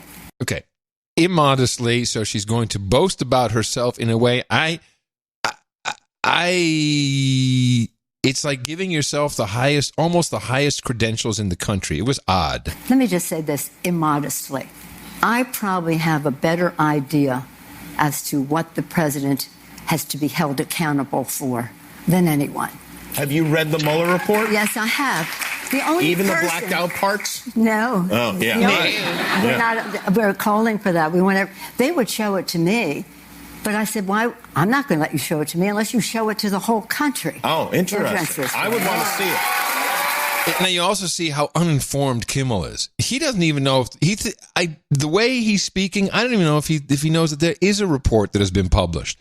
He's like, it's not there. Oh, I'd like to see it. But you can read the whole thing except for 5 blackouts. Will they show it to me? The only person who knows better than I why this president is not above the law, why this president must be held accountable, the only person who knows better than I do is the President of the United States. He knows. Wow, Nancy, she knows. No one knows better than her, except the perpetrator himself. So Nancy's putting herself right up there. No one knows better. You have to go through me. I know what's right for the country. I know what's right for the party. And I also know what's right for young people in poor neighborhoods. He knows what his violations have been. I don't think he even knows. I don't think he... Well, he may not care, but I think he knows. Yeah, I think sometimes they do things and they go, oh, that's not allowed, and then they kind of go back and try to figure out what it was and how they can keep it quiet. Yeah, and you know what really bugs me about that? Because when you see what they say, oh, I didn't know it was wrong to talk to Russians about this. I didn't know. I said, how do you explain that to kids in the hood when they're approached by law enforcement and they say, well, I didn't realize that. All right, let me just get this right. Nancy is talking about kids in the hood. How do you explain this to kids in the hood? Well, if you could find the hood, Miss Pelosi, that might be a good start. Kids in the hood. Talk to Russians about this. I didn't know. I said, how do you explain that to kids in the hood when kids in the hood be like, who this? They're approached by law enforcement and they said, well, I didn't realize that I was supposed to do this or that. Well, we're supposed to know. But these very wealthy people. Isn't that racist? I'm sorry. I can't get past it. I can't get past her saying, how do you explain this to kids in the hood? I can't get past it. Isn't that racist? Is there a hood that can she point to the hood and maybe we should do something about the hood? It bothered me. Yeah, it's obvious. Well, I can see that it did bother you. I mean, it's bothersome. But Nancy's just like she's that's almost. I would say she pulled a. I would almost want to say she pulled a Trump, but no, she pulled kind of like a Dan Quayle. Ooh, yeah, it was close to a Quayle, wasn't it? Yes, I agree. Just kind of a gaffe of gaffes. Well, there'll be no impeachment. Gaff. There'll be no impeachment, just a lot of noise and a lot of wasted cycles, and I think it's quite a shame because there's so much else going on in the world, which we can discuss, and we shall do that. But first, allow me to thank you for your courage and say in the morning to you, the man who put the C in the Champions League, John C. Dvorak. In the morning to you, Mr. Adam Curry. In the morning, all ships at sea, feet on the ground, boots in the air, subs in the water, and all the dames and knights out there. In the morning to our trolls in the troll room, who have been trolling today. Some real trolls, but also some helpful trolls. NoAgendaStream.com. I wanted to mention something about the stream, NoAgendaStream.com, where you can go, you log into that page, and you can get into the chat room. That's where it's where it says chat probably, but it's really where the trolls are. But you can also listen to the stream. And this is 24/7, and there's a lot of live shows. I was listening yesterday. It was really cool. It went from Void Zero, who was doing all kinds of interesting music, and then all of a sudden, our good buddy Rhino the Bearded popped back on with this 00 countdown, which it's fun to listen to. It's really, there's just so much interesting variety of stuff that you should check it out. And certainly on both Thursdays when we do the show, on Sundays and Thursdays, NoAgendaStream.com. And it's good to have everybody there in the troll room this morning. Also in the morning, too, I believe this is Sir Andrew Gardner, who brought us the artwork for episode 1142. We titled that Cornageddon. And this was Bob Mueller as Moses with the tablets. It wasn't the best Photoshop job, but it was the right intent. It had all the right elements, made us chuckle, and therefore bestowed with the honor of representing us in podcatch apps all across Gitmo Nation, where this new image popped up, and we certainly appreciate it. And all of the work our artists do. NoAgendaArtGenerator.com. You too can participate and win fame and fortune by having your artwork chosen. Thank you very much to all of our artists. Now, executive producers, associate executive producers, our value for value model. Who do we have to thank today, John? Oh, first of all, I want to mention I did use Mike Riley's piece for the newsletter. Which one was that? It was a really nice evergreen piece that I thought was just dynamite. It was just art, more or less. Mm-hmm. It's hard to describe. But something I can describe is executive producer Christopher Massey, who came in with $400. He's a top guy for today's show, 1143. And he says, hello, John and Adam. I'm hopeful to get this donation letter registered in time for the Sunday, June 2nd show. Yeah, you did. This momentous day is when we will be celebrating the high school graduation of my first human resource. But first, a de-douching is in order. You've been de-douched. First donation, I started listening to the show about 2 years ago after I got hit in the mouth by a friend. I listened only sporadically as I found it hard to find the time to devote the requisite amount of hours each week, 5, to the amount of 6. The requisite amount 5. The requisite amount of content you provide slowly, however, I found the time to listen more regularly and ultimately later hit my son in the mouth as well.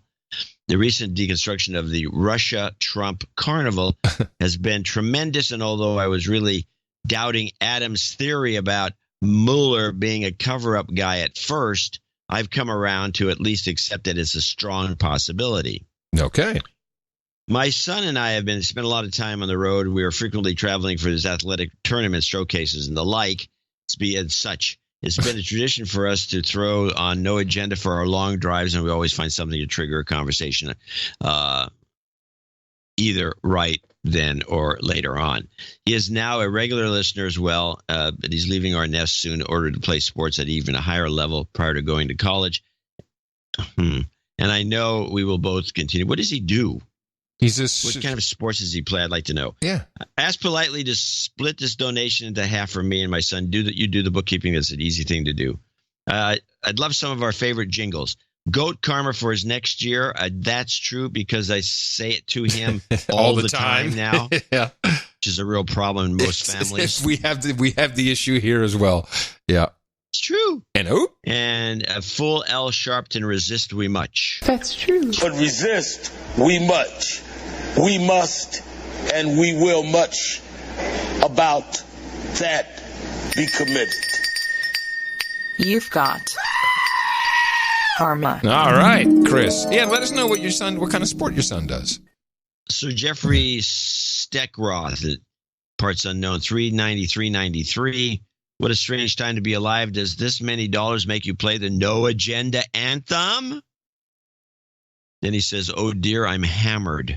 Sure it does. Please rise for your We don't play it often enough. Anthem.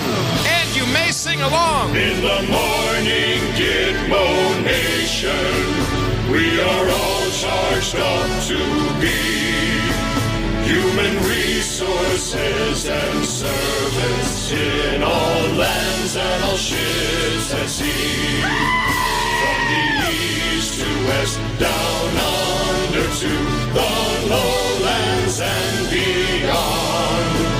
We are happy and distracted slaves. Hear our Gitmo Nation song. You've got karma. Well, there you go. Thank you for requesting that with a very short note, Sir Jeffrey.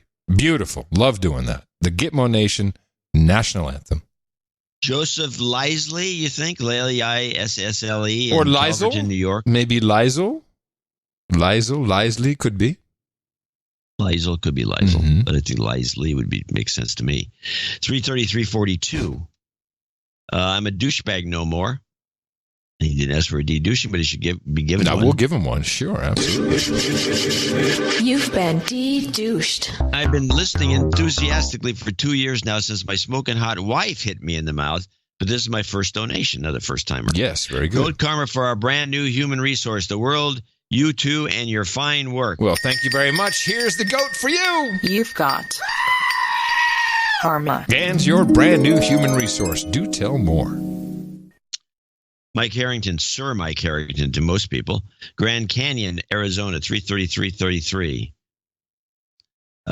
It's got to be a great place to visit, the little town. First, I wish to congratulate Adam on his recent marriage. I wish you and Tina all the best. Because I do not donate, I've not donated since last October, I request a de-douching. You got it. You've been de-douched. A lot of douching going on today. It's nice. Recently accepted a permanent position at the National Park Service in Grand Canyon doing the compost thing. And in honor of show 1117, composting people, I humbly request that my knighthood title be reverted. He has another title. To Sir Compost Ranger. Okay. Well, we'll put that in today's credits and put that right I think there. it's on there. I would rather deal with the vertical and environmental challenges of Grand Canyon compared to the grizzly bears at Glacial National Park, where I worked last summer. If anyone out there wishes to visit Grand Canyon, please stay away from the edge. Stop with the selfies, ladies. The shows have been phenomenal as of late, and I especially appreciate the attention given to topics no one else will cover. No agenda certainly helps to keep me sane and is essential to my well-being.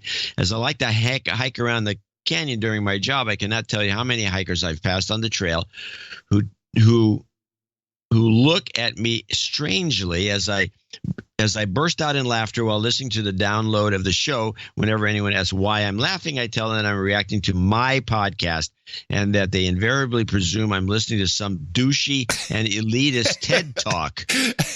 In fact, we should make a separate feed for people who just want to listen to No Agenda covertly and have, and we'll call it TED Talk, but we'll misspell something, TED Talk, T-O-K, T-O-C-K, TED Talk.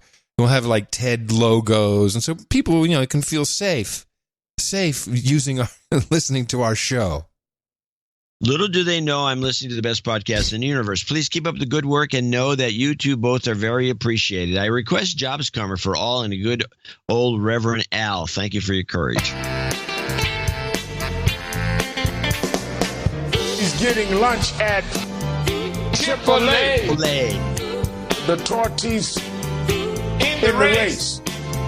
Kim Kardashian, Sigourney Weaver, R-E-S-P-I-C-T. They're all jitty with it. R-E-S-P-I-C-T. There's no real conflict. Resist. We must. Resist. We must. We must.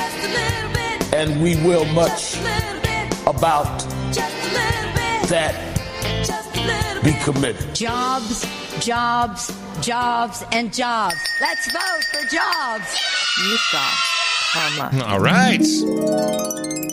Every time I hear that, I think to myself, I'm pretty sure that Reverend Al pronounces GIF like that as opposed to GIF. And that's why he said jitty. Yeah. Well, maybe. If we ever encounter him, that will be the number one question.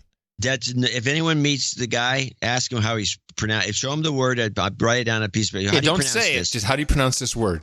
How do you pronounce this word? Don't say it. Just how do you pronounce it? And you think he'll say jitty. Bob Welsh is next on the list as Associate Executive Producers, 26252. Thanks, Adam and John, blank, blank. We're man and woman overboard, Bob and Belisa. Okay, pronounced like Melissa, but with a B. Coming back to the fray, we needed de-douching from many years back. Okay, let's de-douche then. You've been de-douched. Here's a contribution to further the work for the Adam Curry School of Dancing for Seniors. Woo!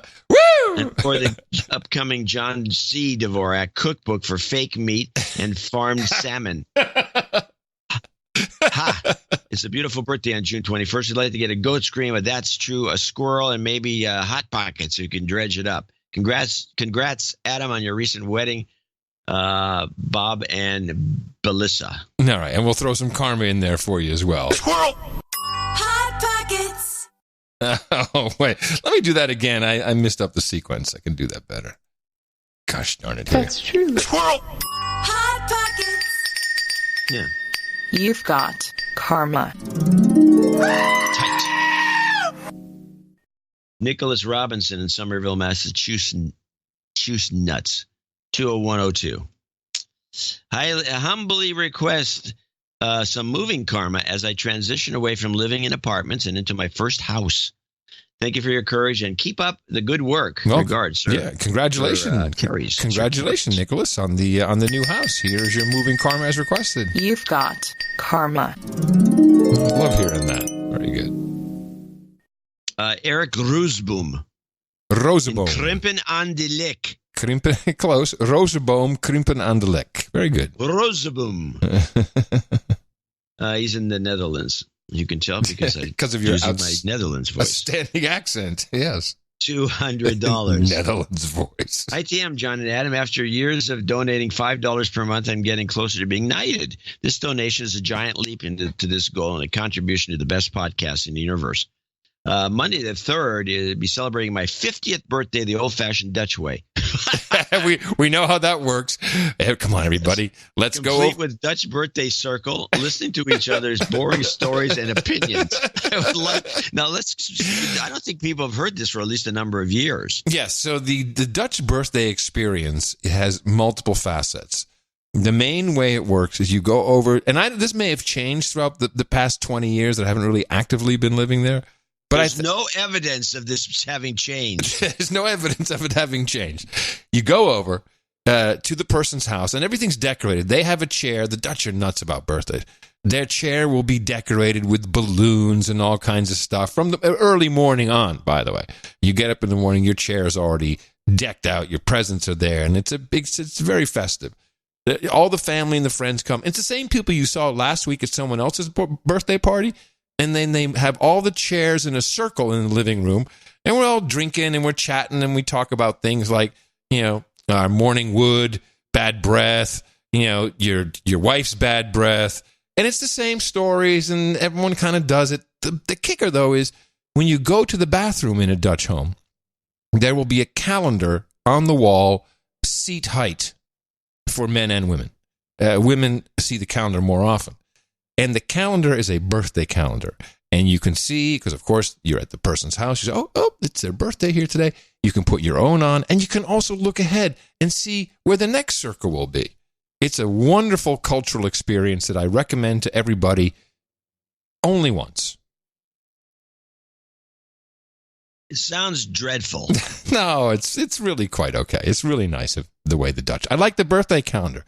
I still think it's a great promotional item that It's a very funny idea. They should put some no agenda propaganda in there. Yeah, well, we should have get a rubber stamp. Here we go. A pocket rubber stamp that says No Agenda Show, the best podcast in the universe, www.noagendashow.com. Rubber stamp, pocket type, the kind you can put in your pocket, carry around. Stamp it on everything. That doesn't sound like it'll be very beneficial to the show. Oh, somehow. yeah. No, I don't think so.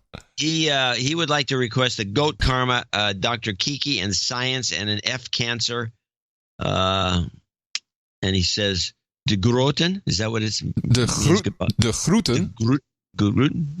Groeten. Krimpen aan de Lek. Yeah, that's where he's from. You nailed it. Shut up already. It's science.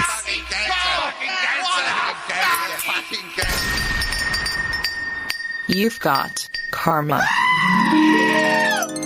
And that wraps up our executive producer list and associate executive producer list for show 1143. I want to thank all these folks for helping keeping the show alive. Yes, it is highly appreciated, particularly seeing everyone coming in with de-douching since they haven't been around for a while. It's nice to see that. Nice to know that people aren't overboard. Because there's really no other way we know. There's no way to check statistics. We don't know really how many people are listening. We don't care because we don't have to tell any advertisers. All we want is for you to be happy, for us to be happy, and to be able to pay the rent. And thank you to everyone who donated under the executive and associate executive producership level. We'll be thanking you coming up in the second segment. And these are, of course, very valuable titles. They are real production credits. You can use them anywhere credits are accepted. If someone calls you on it, questions it, we'll be happy to hop on the phone and vouch for you. And remember, another show coming up on Thursday. You can support us at Dvorak.org/NA. You've got it all. You know how the Dutch birthdays work. Go out there, propagate our formula. Our formula is this. We go out, we hit people in the mouth.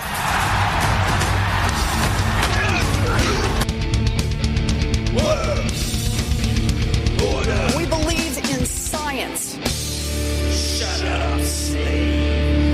Kind of like like that Liz drop you gave me. That kind of works everywhere. It's a good one. I think you can drop it anywhere. Yeah. We were talking about impeachment a little while ago. I did have one clip that I wanted to sneak in. Mm-hmm. This was on MSNBC. And this is the dumbest thing I've ever heard. And of course, most people weren't too impressed. But this is Donnie Deutsch. Wait, let me just. This is how it works in the Curry household, which I can say now. Donnie Deutsch will be on or something. I watch MSNBC a lot when I'm here during the day. And Mrs. Curry will say, "Isn't that Donnie Deutsch an advertising guy? What is he doing?" With that exact voice, by the way. Donnie Deutsch. Well, I'm glad you're getting a voice for your spouse. I know. I'm getting. I've heard her talk. She doesn't sound anything like that. She sure does. doesn't. Bull crap. It's a lie. It's not true. It's a lie. So Donnie Deutsch comes on, and he is a notorious. I don't know how he got this way. A lot of people they're beyond the pale when it comes to Trump hate.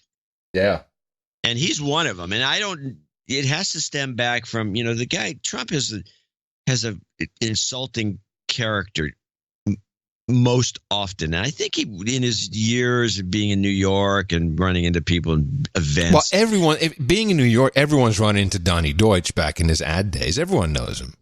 Yeah, so I think Trump ran into him and insulted him. Yeah. So he's still pissed about it. Now, here's what his thinking is about impeachment. And this is probably an interesting idea, but this is a little too transparent. I don't think it would work, and I think it would be condemned. But here's what he's going to say. Night Politics on MSNBC, Donnie Deutsch. So, Donnie, what do you make of this argument? This is the political argument versus the base argument, and you want the word impeachment out of the conversation. Explain that. I want to rebrand the fight. You have to fight. The Democrats have to fight, to the Rev's point. But you don't want to fight that you're going to lose. You're going to lose an impeachment fight for two reasons. Because Donald Trump gets to say, they're coming to take me away, they're going to take your president, and it's not going to go anywhere in the Senate. So you do look like sore losers, and you're setting up a losing fight. Does that mean you fight? Don't fight? No. You rebrand the fight. Step away from impeachment and change it to the Trump criminal investigations. Already brand him a criminal. You say Robert Mueller basically said he obstructed justice. We know that. That was a criminal activity. He just couldn't indict because of the guidelines. We know he's an unindicted co-conspirator with the Southern District. We know we're going to be looking at his taxes, his philanthropies. You, Nancy Pelosi, you, Jerry Nadler, you, Adam Schiff, you, Elijah Cummings, start and initiate the Trump criminal investigations. Impeachment may be part of it. Brand him a criminal already. You already had an AG that has gone on a branding exercise. The head of the judicial system went on a branding exercise successfully. The Congress needs to rebrand impeachment the Trump criminal investigations. Have him saying, I'm not a criminal. That is the simple winning fight. Rebrand it. Impeachment is not the right word for you. Rebrand it. Talking like an ad guy. Brother. Let's rebrand it, brother. So what exactly does he want? Does he mean by that? He wants to pivot. He wants to pivot. Yeah. All right. Pivot to what? I don't know what he wants. This is stupid. It's just like, let's rebrand and start. This is not going to work. And it's a bad idea. In fact, I don't know. It seems to me all this is turning out, and he says the Democrats have to fight. They have to fight. Yeah, they have to fight when the elections come around. To spend 3 years while there's a president you don't like the guy. He's in office. You don't like him. So all you're going to do is fight for 3 years and maybe 4 years, do nothing. Well, Elizabeth Warren can do that, with her hands behind her back. What else would this guy do? He's got nothing better to do. Who, Donnie Deutsch? Yeah. I don't know why he doesn't go back to his old business or something. He's not an interesting character, but okay. Well, look, Donnie Deutsch, just to give you an idea, if you haven't seen just like saying Donnie Deutsch. It's a pretty Donnie nice Deutsch name. reminds me. Donnie Deutsch.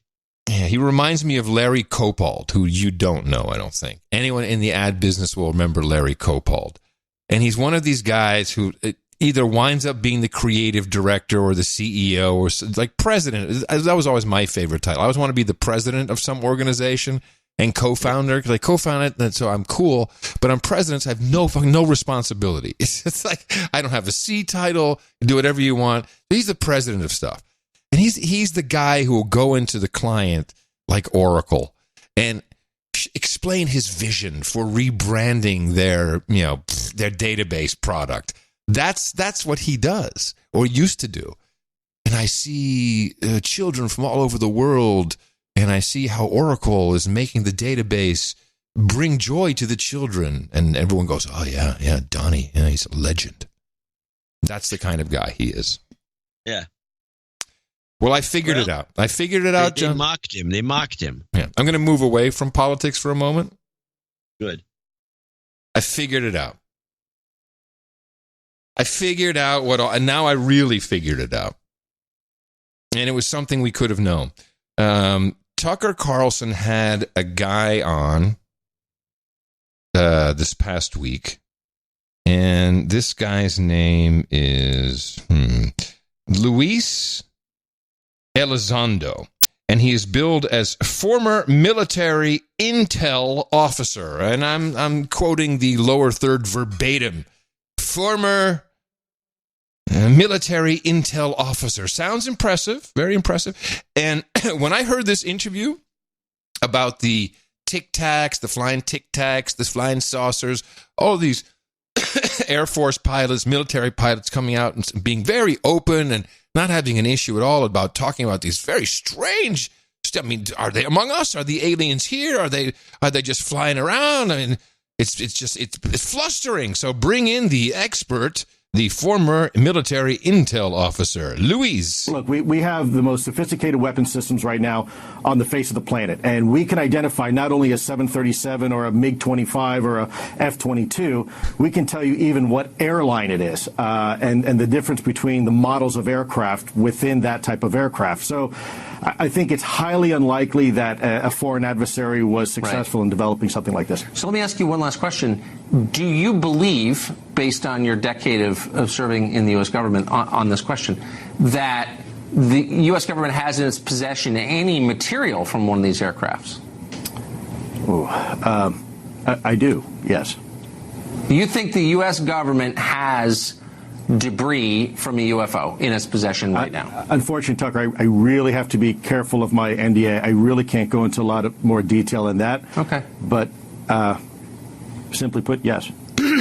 Bullshit. Okay, let's just review that last minute there. Oh, Tucker, I really can't tell you too much. It will break my NDA. Listen to this guy. You think the U.S. government has debris from a UFO in its possession right now? Unfortunately, Tucker, I really have to be careful of my NDA. I really can't go into... Okay, so the question is, do you think the U.S. government has debris from an alien spacecraft? Tucker, I really can't... It's my NDA. It's my NDA. It's more detail in that. But simply put, yes. Yes. Okay, so I guess I can break my... This guy is full of shit, so I go look him up. Luis Elizondo, former employee of the Office of the Undersecretary of Defense for Intelligence. Do we even know what that is? He currently serves as Director of Global Security and Special Programs to the STARS Academy of Arts and Science. Oh, and you go to their website, which is very cool. It's to thestarsacademy.com, and there's a video we can listen to and watch. Have you ever had the desire to look outward, to the edge of what is known and unknown? We have the chance to do something revolutionary, something that I think has never been attempted before. What if I told you I found a group of like-minded people who held senior positions in the U.S. government, from the CIA to the Department of Defense to the most advanced aerospace engineering groups within our national security establishment, people who have life skills in collecting and decoding elusive information, and they all wanted to do something ambitious, something that could help change the conversation about who we are through an unparalleled search for answers that can propel humanity forward. Today, we are presenting you with To the Stars Academy of Arts and Science, a public benefit corporation, the first transparent partnership of its kind between the fields of aerospace engineering, science, and cinematic entertainment, a collaboration with global citizens to explore the outer edges of conventional thinking, targeting the mysteries of the universe and using them to help unify mankind. So the video is much longer, but let's just review that. As you heard him say, it's science, technology, military, and cinematic entertainment. Yeah, movie making. Cinematic entertainment. Let's see what they're doing over here. as a public benefit corporation, which is just profit, is a for-profit company. Our goal is to inspire, explore, and apply discoveries in a way that can advance human knowledge and have a profound impact on the future of humanity. We accomplish our efforts through a dynamic collaboration between 3 divisions in science, aerospace, and entertainment. So if you go take a look at their partners, which we have down here, and their partners are History Channel, because it seems these guys have just produced the History Channel, the latest UFO series. Ancient aliens. But there's also one other little thing happening right now. You really think a black suit is going to solve all your problems? No, but looks damn good on you. Oh snap! Oh snap! Oh snap! Oh snap! 1, 2, 3, oh snap! Are a rumor. Recognizable only as deja vu and dismissed just as quickly. Time to prove yourself, Agent M. We may have a problem in London. Welcome to MIB. Well, then I lose it. You will be with Agent H, one of the best ever to wear this suit.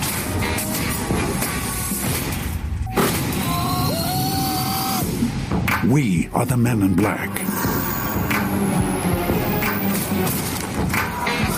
Looks like the tables have turned. That's right, out in theaters just now, just in time for all the hype. Men in Black International. Yes, another massive box office bonanza money-making movie with some advice and some consulting from the ToTheStarsAcademy.com. This whole thing has been about a movie promotion from the get-go, and we missed it. Well, I don't think we missed it. We didn't bring it up.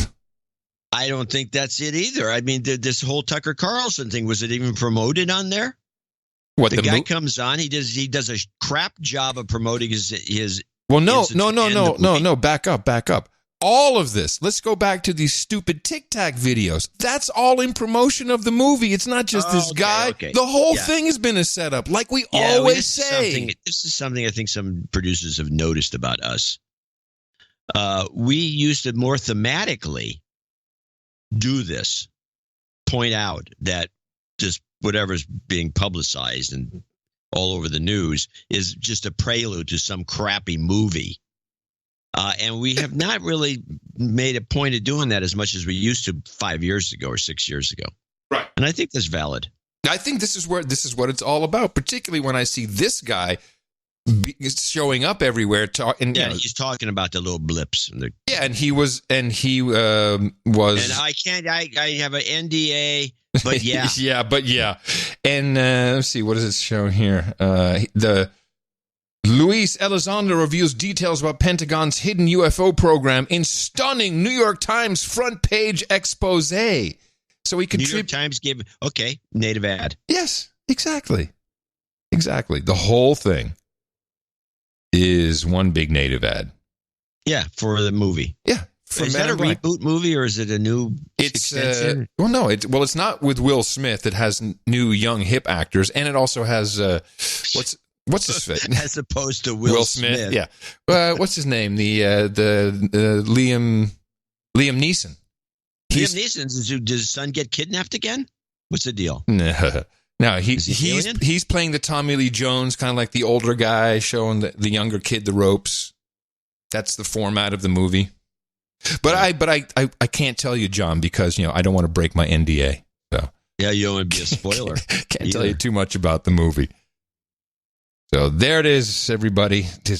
Even I was confused. I thought, well, maybe it's about the next phony space launch. This is more of a mea culpa than it is an actual. Okay, that's interesting. I think you're right.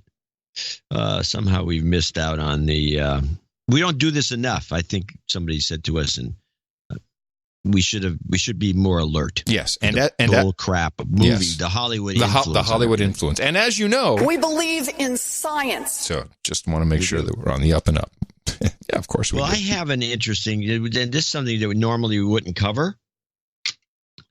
Although I have a thesis that some of these events, that many of them which could be described as false flags. I think there's good reason for it because the script issues.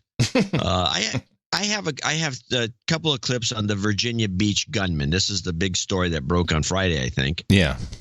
Some guy gunning just from across the streets, just shooting people randomly like a maniac. But he worked there, no? Yeah, and he was a worker. Most of this is covered in this NBC report. Let's start with part one. Shot fired. Witnesses said a man was firing at the Public Works building next to City Hall, part of a sprawling downtown city government complex. Shooter on second floor. Detectives coming through the garage Sally Port. As first responders flooded in and city employees ran out, police stormed the building and found what they said was a single gunman who was subdued and taken into custody. The suspect entered Building 2. He's a longtime employee of public utilities, and he immediately began to indiscriminately fire upon all the victims. No. What? Does it end there? Yeah, 32-second clip. That's all I got here. Oh, my God. This is the karma you get for saying my stuff don't sound good. Yeah, I don't think so. But let's go to the Virginia. Okay, I still have, luckily I saved part of it. Virginia Beach gunman 2. This is the final of this. At least 6 people were rushed to local hospitals. One man who was inside saw a shooting victim on a flight of stairs. She could have been shot in the chest, she could have been shot in the head, who knows? We don't know if she was on the stairway coming up or going down, but she was on the stairway. City workers in nearby buildings were warned to stay away. We heard shooting, but we didn't think it was that close, like in proximity of the building. This is the most devastating day in the history of Virginia Beach.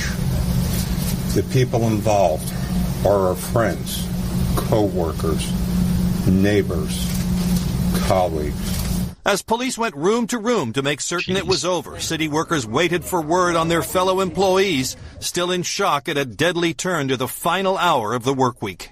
And Pete joins us again. What an awful turn of events. What more do we know about that firefight with the suspect, Pete? Well, police say that one of the shooting victims was a police officer, but they say his life was spared by his bulletproof vest. They're not saying anything tonight about the motive of the gunman who was killed in the shootout with police, Kate. All right, Pete, thank you. Okay. Well, here's what was left out of the first clip, which is as they continued on that, is part 3. Found what they said was a single gunman who was subdued and taken into custody.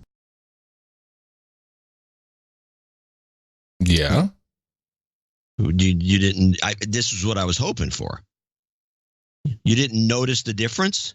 Well, the different. I'm a little confused now. The difference between 2 and 3, you mean? Yeah. Let me listen to it again. Don't say anything.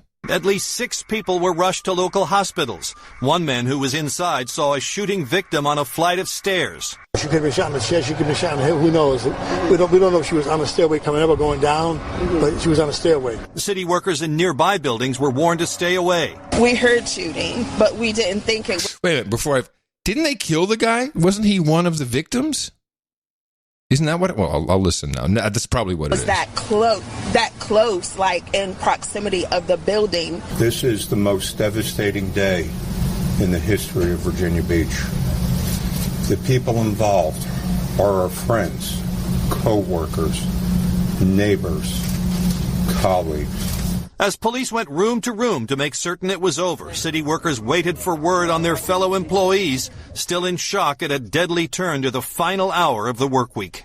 And Pete joins us again. What an awful turn of events. What more do we know about that firefight with the suspect, Pete? Well, police say that one of the shooting victims was a police officer, but they say his life was spared by his bulletproof vest. They're not saying anything tonight about the motive of the gunman who was killed in the shootout with police, Kate. Right, Pete, thank okay. you. Yeah, there we go. And then this clip Found is... what they said was a single gunman who was subdued and taken into custody. Yeah. And we also... This, by the way, I want to say a couple of things. This was in this exact same report. That's crazy. He said, and it's the same reporter, Pete, saying that he was taken into custody in one hand and he was shot and killed in the other. And you wonder why people think this. And then you listen to the mayor talking like a robot. And there was a woman there that was talking like a robot. You wonder why people get upset with the news media. Yeah. This just looks like some bull crap. Was he shot or was he taken into custody? Eventually, the shooting stopped and police were able to confront Craddock in an office. They broke down the door and engaged him with fire. When the shooter was subdued, 36 minutes after the first call to police went out, officers attempted to render aid to save Craddock's life. He died on the way to a nearby hospital. That's the story I have from Wappo. That would be the way you'd modify this mess. And the guy's name, does he have 3 names? Do we have a first, middle, and last name? No. Dwayne, is that his first name? Dwayne? Dewayne? Yeah, Dwayne is a name. As in Dwayne. Not Dwayne, but Dwayne. It's often in the black community when they use the name Dwayne. Well, it's pronounced Dwayne. No, the shooter was black. Not Dwayne. The shooter was black. It's Dwayne. Yeah. Okay. Yeah. And it's Dwayne. Well, yeah. It's when I'm reading it, it's like Dwayne, but yeah, it's Dwayne. Of course, no, it's not Dwayne. I'm sure it's not pronounced Dwayne. The black community has the name Dwayne, and it's pronounced Dwayne. Could you please tell me where I find this community that you speak of? Yeah, I'm living right next to it. It's in Oakland, and I know a lot of people, and they use the word Dwayne, and the word Dwayne is very common around here. I went to school with a Dwayne in West Virginia. You pronounced it Dwayne? Dwayne, yes. He was cowed by you whiteys. I was the white shadow. What are you talking about? It was me and all the black guys. Tyree, Dwayne, Nelson. Come on. But you may be right. Yeah, it could be either one, but the point is that taken into custody is not the same. It's not the same as being taken to the hospital and dropping dead. Yeah. So what you're saying, the way you set it up is saying, well, this looks phony baloney because ... But then what would the reason be? What agenda needs to be moved forward other than it's not just crazy white guys who do mass shootings? Well, I have no idea. All I know is it was a botch in terms of the presentation. Yeah. You can't present a story like this and say the guy was taken. No. He was, talked down and taken into custody, and then at the end saying he was shot and killed. It's just, my point is that you can see why people get suspicious when you see this report by the same reporter, and he's botching the story as you go along. This is network. These guys get paid a lot of money. Yeah. This is not like local news where they're getting fed all kinds of different things and they have to piece it together because it's maybe native advertising. We don't know. Right. But this is like the big time. And it's just, you hear this stuff and you just befuddling. At least I was confused by it. Yeah. I honestly, I kind of tuned out from it. That's what happens all the time, which is why That's why we got to stay on it. Yeah, we got to stay. No, you're right. We got to stay on these things. Because the idea is you get the blows by and then you just fall asleep. It's very somnambulistic. This type of reporting is and then you have these boring guys. They got a microphone in somebody's mouth going ba da ba da ba. That just puts you to sleep. Of course it does. Well, what I saw as the news broke was, there you go, white horrible. I'm sure it's another crazy white guy, Republican, MAGA. That's what you saw on the social media. And then it became apparent that this man is from, as you would say, the black community. And now, and I also, just in fleeting, I remember hearing someone say, I'm only going to mention his name once, never again. And that's always a red flag to me. Like, you're never going to mention his name again. Okay. But seems like people are dead, John, so I don't know I don't know. I'm not saying it's a false flag, but it seems to be scripted in some funny way. Possible. Well, and I don't know, and I agree. I don't know what the point of it would be. How much does Sarah Sanders make? Speaking of making a lot of money, she's got to be up in the $184,000 range. Isn't that kind of the top scale for someone of her stature in presidential PR? I would guess it would be something like that. Well, she should give some of that back. The president's number one responsibility is to protect Americans. Bullshit. Sarah, it is to defend and uphold and protect the Constitution of the United States. That is his oath. Yes, protecting the citizens falls under that, but that is not the oath, and you should know better. Shame on you. Shame. Yeah, this will be when this show is ended in 35 years. That will still be a running gag. 35 years? Are you sure? So now I have talking about. I consider this a 9-second clip. This is what I consider MSNBC's whole problem rolled up into a kind of just a nut. This is the sick analysis of the situation by Lawrence O'Donnell. 2019. Most Americans say they definitely will not vote for Donald Trump for re-election. Most Americans disapprove of President Trump in his job performance and always have. So, especially during that election thing. Yeah. So why are the Democrats? Why are they even concerned over at MSNBC about the 2020 elections when most Americans will not vote for him? Period. Yeah. And they don't like him. Yeah. So what's the problem? Just get to 2020, put your person in, whoever it is, and they'll obviously kick his ass. Right? Yeah, but the problem is they don't have that someone. They have no one. They have no one to run. It doesn't matter. Everyone hates Trump so much they can run anyone. It's so insulting to watch this stuff. I know you must hate it too.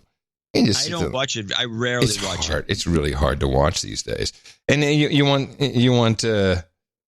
So now he's going over to the UK. I guess he's doing a do-over of his royal visit. And he's probably going to go gloat in Theresa May's face. Told you that's not the way to do it. Kagan! Oh, she appears once again, Victoria Kagan Noodleman, interviewed on the BBC regarding Trump's United Kingdom trip. Wait, stop. You're telling me that this woman who has been out of the scene for ever since Obama got done with, why is she being interviewed by anybody? Why aren't they interviewing you? Well, I think when you hear this 49-second clip, it'll become very apparent because she says things that I never would. Thank you very much for joining me. What does Trump need to get out of this visit?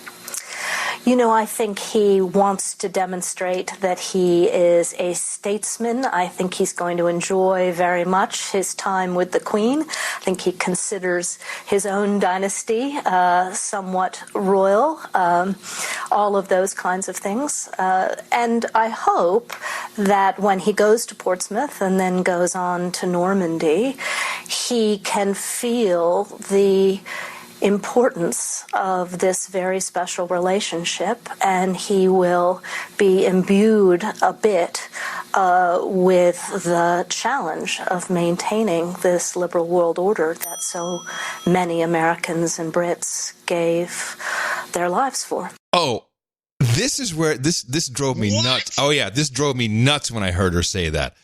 So he's there for D-Day. What? Oh, Wait a minute. You're telling me that my father went in the Navy in World War II. Both my grandfathers.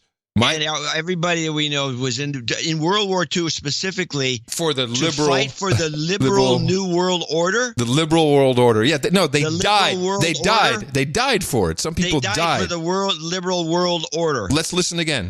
A bit with the challenge of maintaining this liberal world order that so many Americans and Brits gave their lives for. It's unbelievable. My one grandfather landed Normandy Beach. The other one was South Pacific.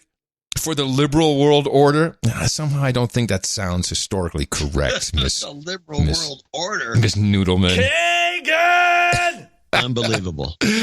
That's an insult, actually. It's a huge insult. That's an insult to the armed forces that fought in World War II. Yeah. Yeah. Isn't that crazy?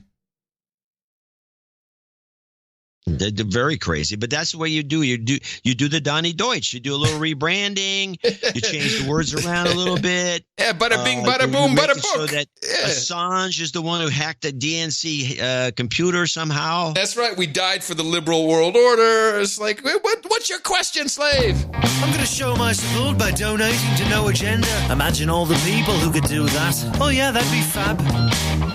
Yeah, on No Agenda. In the morning. Let's see what the liberal world order's given us for contributions today. Starting with Baron Latikin. Oh, Baron Latikin, $100. Sir Chris Gray of the Isle of Wight, 8888. He's got a birthday of some sort coming up. It's his. Yeah, the show day. That's right. Devin Wood, 6190 in Elko, Nevada. He needs a de-douching. Okie dokie. You've been de-douched. Putting some health karma at the end for people with Crohn's disease. Yes. Not good. Christopher Depp, Georgetown, New York. 6119. First time donor. Another de-douche. This is the first time donor. Whoa. You've been de-douched. It's a first time donor show. Sir Daddy Cast, 6119. Which then, by the way, 6119 was the gimmick donation for this show. And we got 4 people that thought it was worthwhile. Well, here's a... And no Marilyn Monroe send-offs. I didn't understand the Marilyn Monroe send-off. It was her birthday. Oh. And she'd be 93, if you can imagine. I thought it was funny, but nobody else. Yeah, but whenever you open up about, on this day in history, and then, I can just, you're in Wikipedia, I'm like, What was it I used for again? Farmer's Almanac. Oh, I'm sorry. The Farmer's Almanac. Yeah. I think you should have just focused on Marilyn Monroe. It's like too many things in there. Maybe. Okay. It's when I'm panicked. I can't, and I know you're not. You're telling the truth.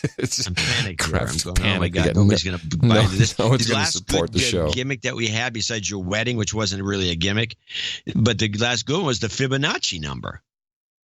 The best gimmicks, the best ideas for donation segments. I will say this for people who are reluctant to bring it up.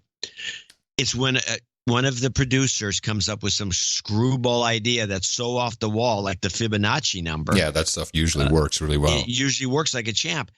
I can kind of put the wordage around it and maybe sell it a little bit, but coming up with it from scratch, newsletter after newsletter is not. Can I make a recommendation? You can to the newsletter department. Yeah. Why don't you tell people that if they appreciate the work, they should send some value for it? I've done that. It doesn't work?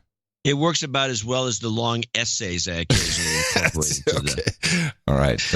All right. I mean, if I put actual content in the newsletters, which I'm obliged to do by law. It goes into spam.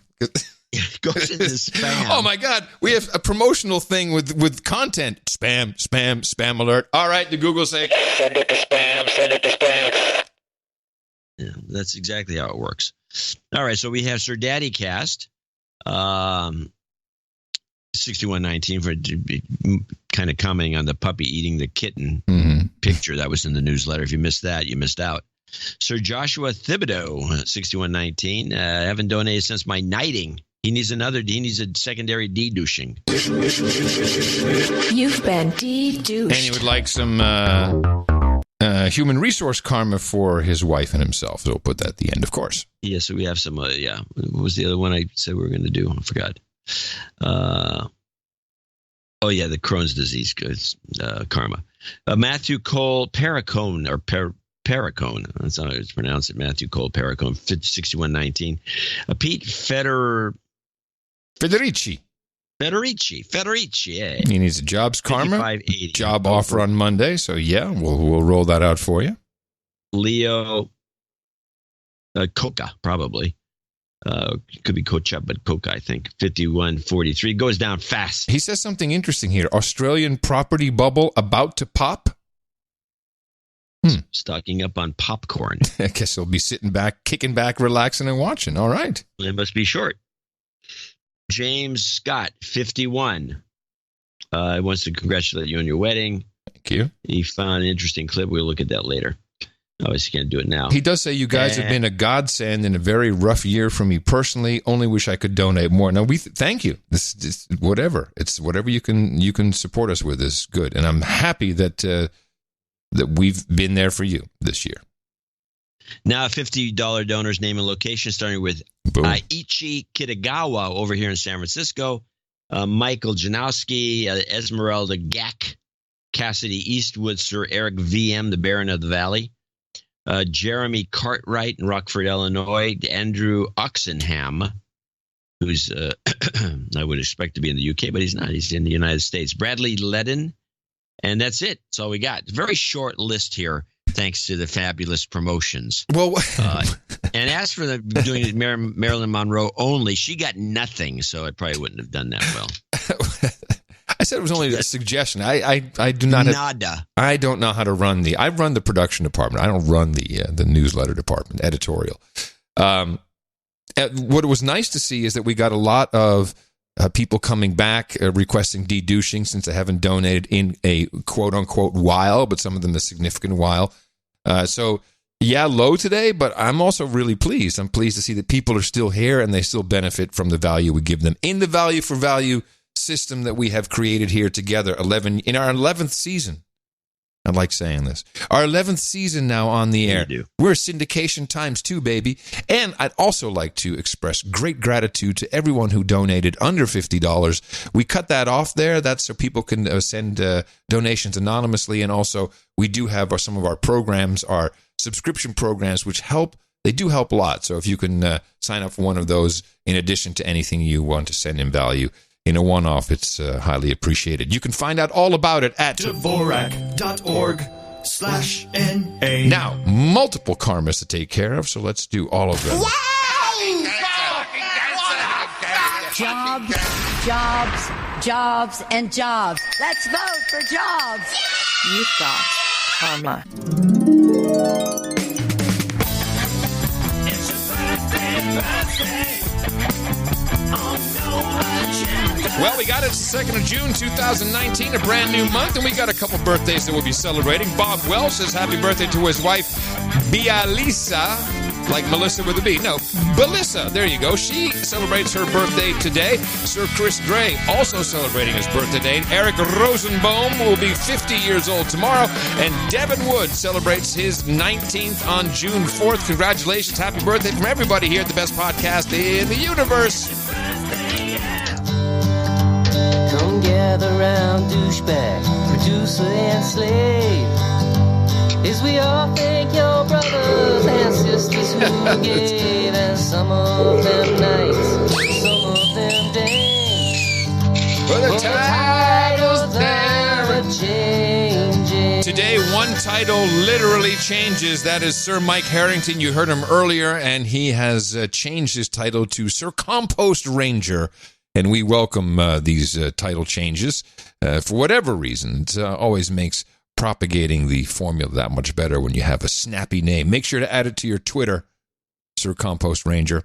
No nightings, but we do have a list of our meetups. Reminders that today, Sarasota, Florida, will be meeting up. People are tweeting out pictures of these meetups, and some of them are, there's smaller ones because it's just the first time in the location. Everybody seems to have a good time. It's. What was I thinking about? There's some comparison to. I was watching a flash mob the other day, you don't see them anymore. 2015, I think it was Australia, and it always makes me smile to see people who have rehearsed at home and don't know each other, but have participated in something, come together, and then it just all kind of flows, and they're all dancing and the coordinated moves, and it gives you a great feeling. Do you know what I mean? Is that weird what I'm saying? Yeah, it is weird, but at the same time, I know what you mean, and it's different because after the flash mob, those people never talk to each other again. Most people who go no agenda meetups actually make friends, and a lot of them stay in contact for a long time. That's what happens in Michigan. And I think that same moment, though, when they come together, it's like, oh, hey, we all kind of are open-minded, and we listen to the same show. We have different opinions, and it seems to work very well. And exactly as you said, people like to stay in contact afterwards and do repeat meetups. So today, Sarasota, Florida, June 6th, Seattle, 7th, Toronto, June 8th, Oklahoma City, Knoxville, Tennessee, June 9th. And here's what's cool. I think that Earl of Tennessee, Sir Patrick Coble, is at the Knoxville meetup on the 9th. Then he joins us on Wednesday the 12th in London for the meetup there. Twins. Could be. Shoot, when you look at that guy, it could be triplets. He's all over the world, Mr. Penetration Tester. Copenhagen. Could be spy. Could be your handler, your new handler. Well, he's ex-military. Well, let me tell you this. he's handling me very well with that Kentucky bourbon. I'll say anything you want, Earl. So we have the 15th of June. I'd through a chromatograph. Go on. Copenhagen.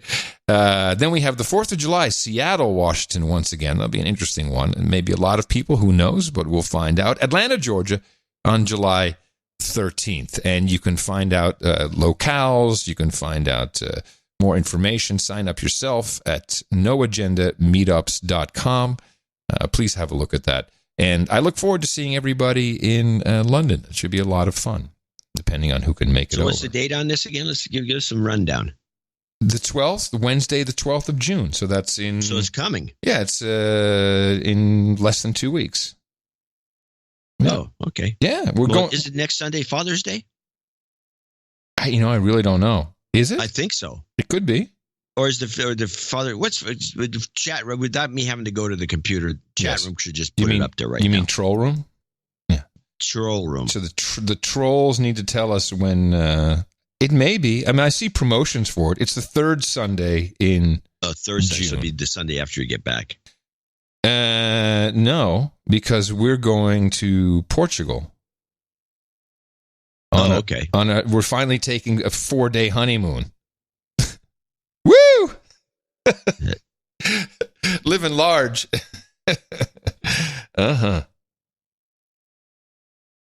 Okay. All right. Well, hold on. I got some stuff. I got a couple more things. No. You can't be done.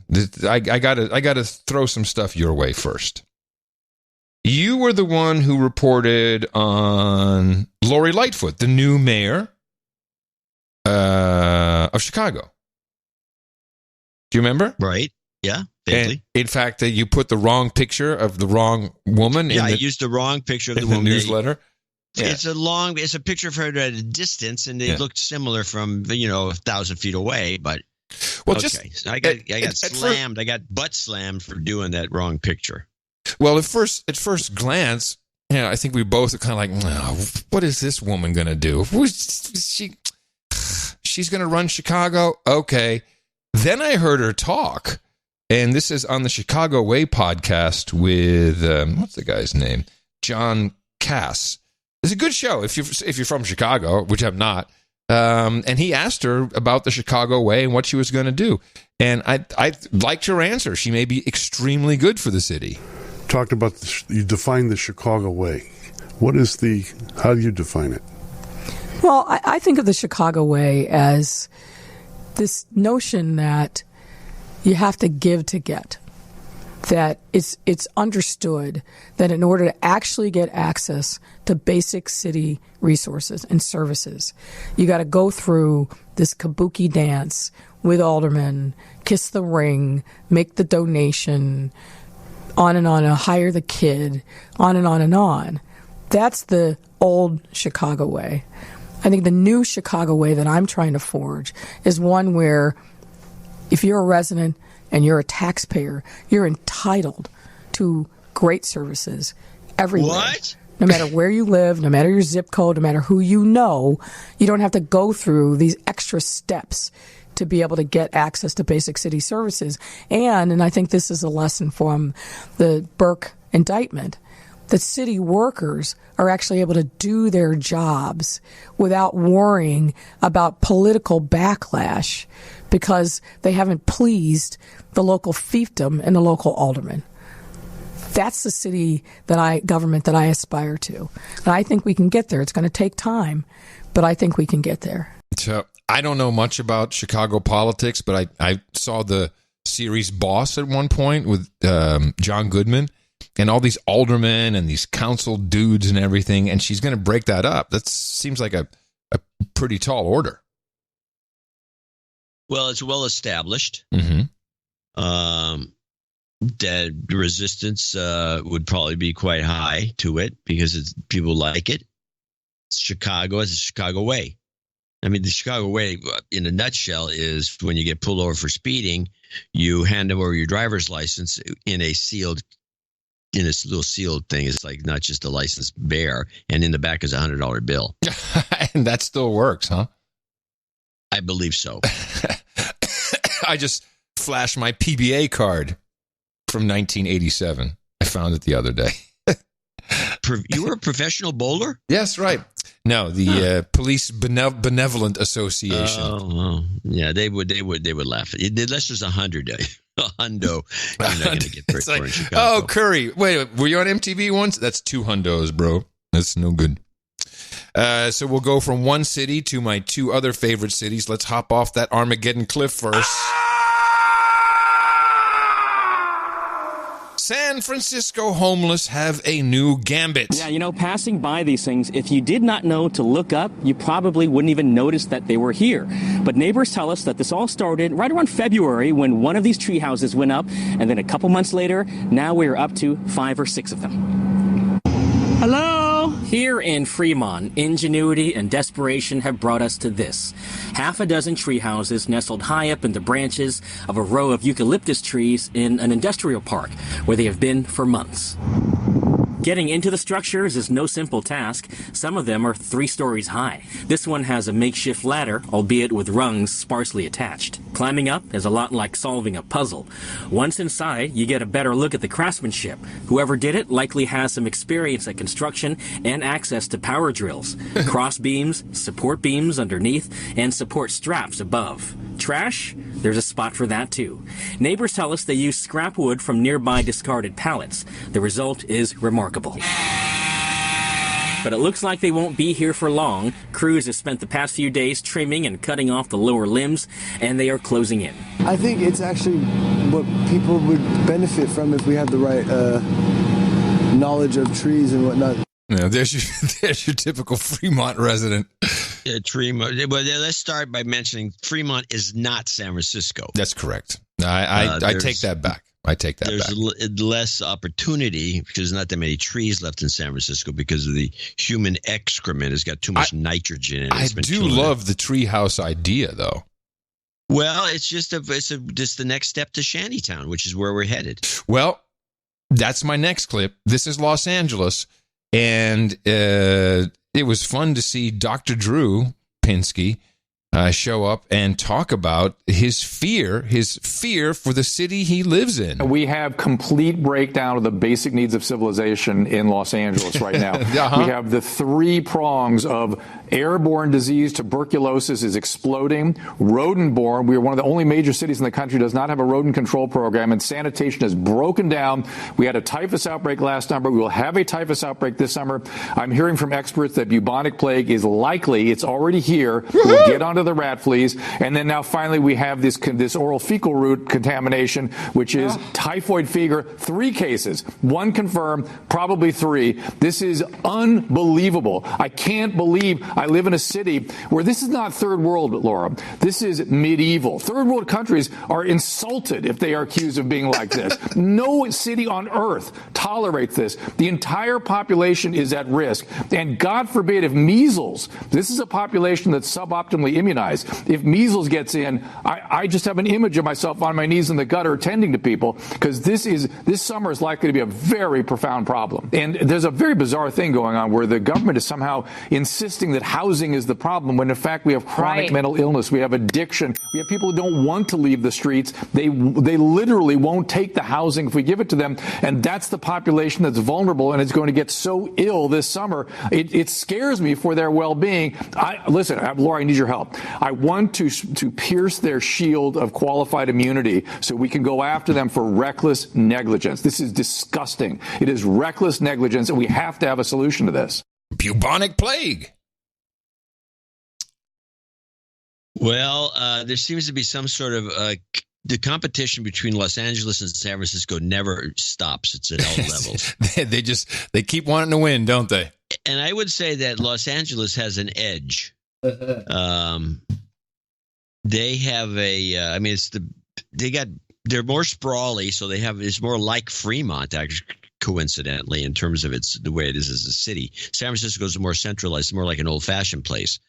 So it's just different. But yeah, I think LA is a disaster. Well, California in general, in that regard, is a disaster. Well, that's because the Democrats run the place, and this is the way they operate. They can't say no. Everybody's, oh God, you might insult the person. Don't do no. Let him. The drugs are okay. Well, I think let him shoot up. Yeah, I know he's always don't shoot up the kid. No, okay, no, yeah, you can shoot yourself up. It's fine. What Dr. Drew said is I prescribe to that as I think we've talked about on the show is these the governments in cities, the same in Austin. We need affordable housing, homelessness. No, you need to stop allowing people to beg for money everywhere and do drugs publicly in the out in the open. Stop that first. This is a lifestyle choice. It's not just homelessness or unaffordable housing. It is a complete lack of wanting to do it. This is their life. And if you're on drugs, your life looks pretty good when you get your whatever you need. Until it doesn't, then you go stand on the corner, get some money, rinse, repeat. But for some reason, we can't bring ourselves to look the facts in the face. I'm saying we here in Austin. Yeah, because you elected a bunch of... Yeah, douchebags. Totally. Douchebag Democrats. Yes. No offense to the Democrats at large that listen to the show, but come on. Well, the mayor... When are you going to get a clue about this? Mayor Adler... Well, you know what? That's the problem. People don't care. And it's the same that I saw in San Francisco. I didn't see it in L.A. as much when I was there, but San Francisco, I stepping over the same 3 people coming out of my apartment every single morning. I didn't like it at a certain point. I'm like, this is not okay. People they don't care anymore. They just don't care. They don't care. Do you really care, John? I mean, seriously, you care? You don't care. I care. I'm a caring guy. Yeah, but you don't care to do anything about it. You're not protesting up in arms. At least we're doing this podcast. That's something I believe it's there's not a positive much. Force. It's not much. You're trying to change. Rebrand it. We're the public benefit podcasting show. Take that to the bank. Okay. Public benefit podcasting. You got it. Where the C stands for caring. John C. Dvorak. Exactly. So Barr, William Barr was on the morning show. Yeah, I'm glad you got some clips from this because he said a lot of different things, and my eyes are just glazing over because we know it's a sideshow. We know and the questioner's antagonistic, and nobody on CBS likes Barr. But I got 2 clips. One of them is a little long, but the other one, which is shorter, is interesting. But let's play the long one, which is this is Barr on the show. He says a few things that are very straightforward. I admire this guy. In an exclusive CBS News interview, Attorney General William Barr highlights why he opened an investigation into the origins of Russia investigation. Barr says there is evidence that makes him believe that senior government officials may have acted improperly to authorize surveillance of President Trump's 2016 campaign, and he says that led to the spying on the campaign. Critics say Barr is being too loyal to the president. Jan Crawford is in Anchorage, Alaska, traveling with the Attorney General. Jan, how is Barr responding to complaints about his work? Well, the Attorney General, he wouldn't really talk specifics about what he has seen that led him to open that investigation, but he said he is not swayed by criticism, and he won't back off doing what he thinks is right. You're only the second Attorney General in history who served twice. I think the first one was back in 1850. Right. I mean, you're an establishment figure in a way. You've had a long career in Washington, but you're working for a man who's not establishment. And some of his tweets about officials and the rule of law, how do you react when you see those? Are you on Twitter? Do you read his tweets? No, I'm not on Twitter. What? Every once in a while a tweet is brought to my attention. But my experience with the president is we have a good professional working relationship. We talk to each other, and if he has something to say to me, I figure he'll tell me directly. I don't look to tweets I don't look at them as directives or as official communications with the department.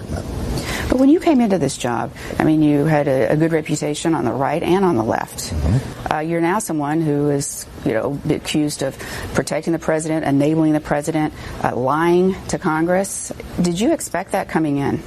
Well, in a way, I did expect it because I realized we live in a crazy, hyper-partisan period of time, and I knew that it would only be a matter of time if I was behaving responsibly and calling them as I see them, that I'd be attacked. Because nowadays people don't care about the merits or the substance; they only care about who it helps, who benefits, whether my side benefits or the other side benefits. Everything is gauged by politics, and as I say, that's antithetical to the way the department runs, and any attorney general in this period is going to end up losing a lot of political capital, and I realized that, and that's one of the reasons that I ultimately was persuaded that maybe I should take it on, because I think at my stage in life it really doesn't make any difference. You're at the end of your career? Or? I'm at the end of my career. But it's a reputation that you've worked your whole life on, though. Yeah, but everyone dies, and I'm not, I don't believe in the Homeric idea that, immortality comes by, having odes sung about you over the centuries, So you don't regret taking the job? No. That's interesting. I love this guy. Everybody dies. I just want to give you a rundown on our hero Mueller, just so people get put it into perspective. What he will take to the grave. He kept 4 innocent men in jail for years. One, in fact, for 35 years to protect Whitey Bulger. 4 years he kept them in jail. This was in Boston, I guess. 9/11 happened on his watch. He bungled the anthrax case.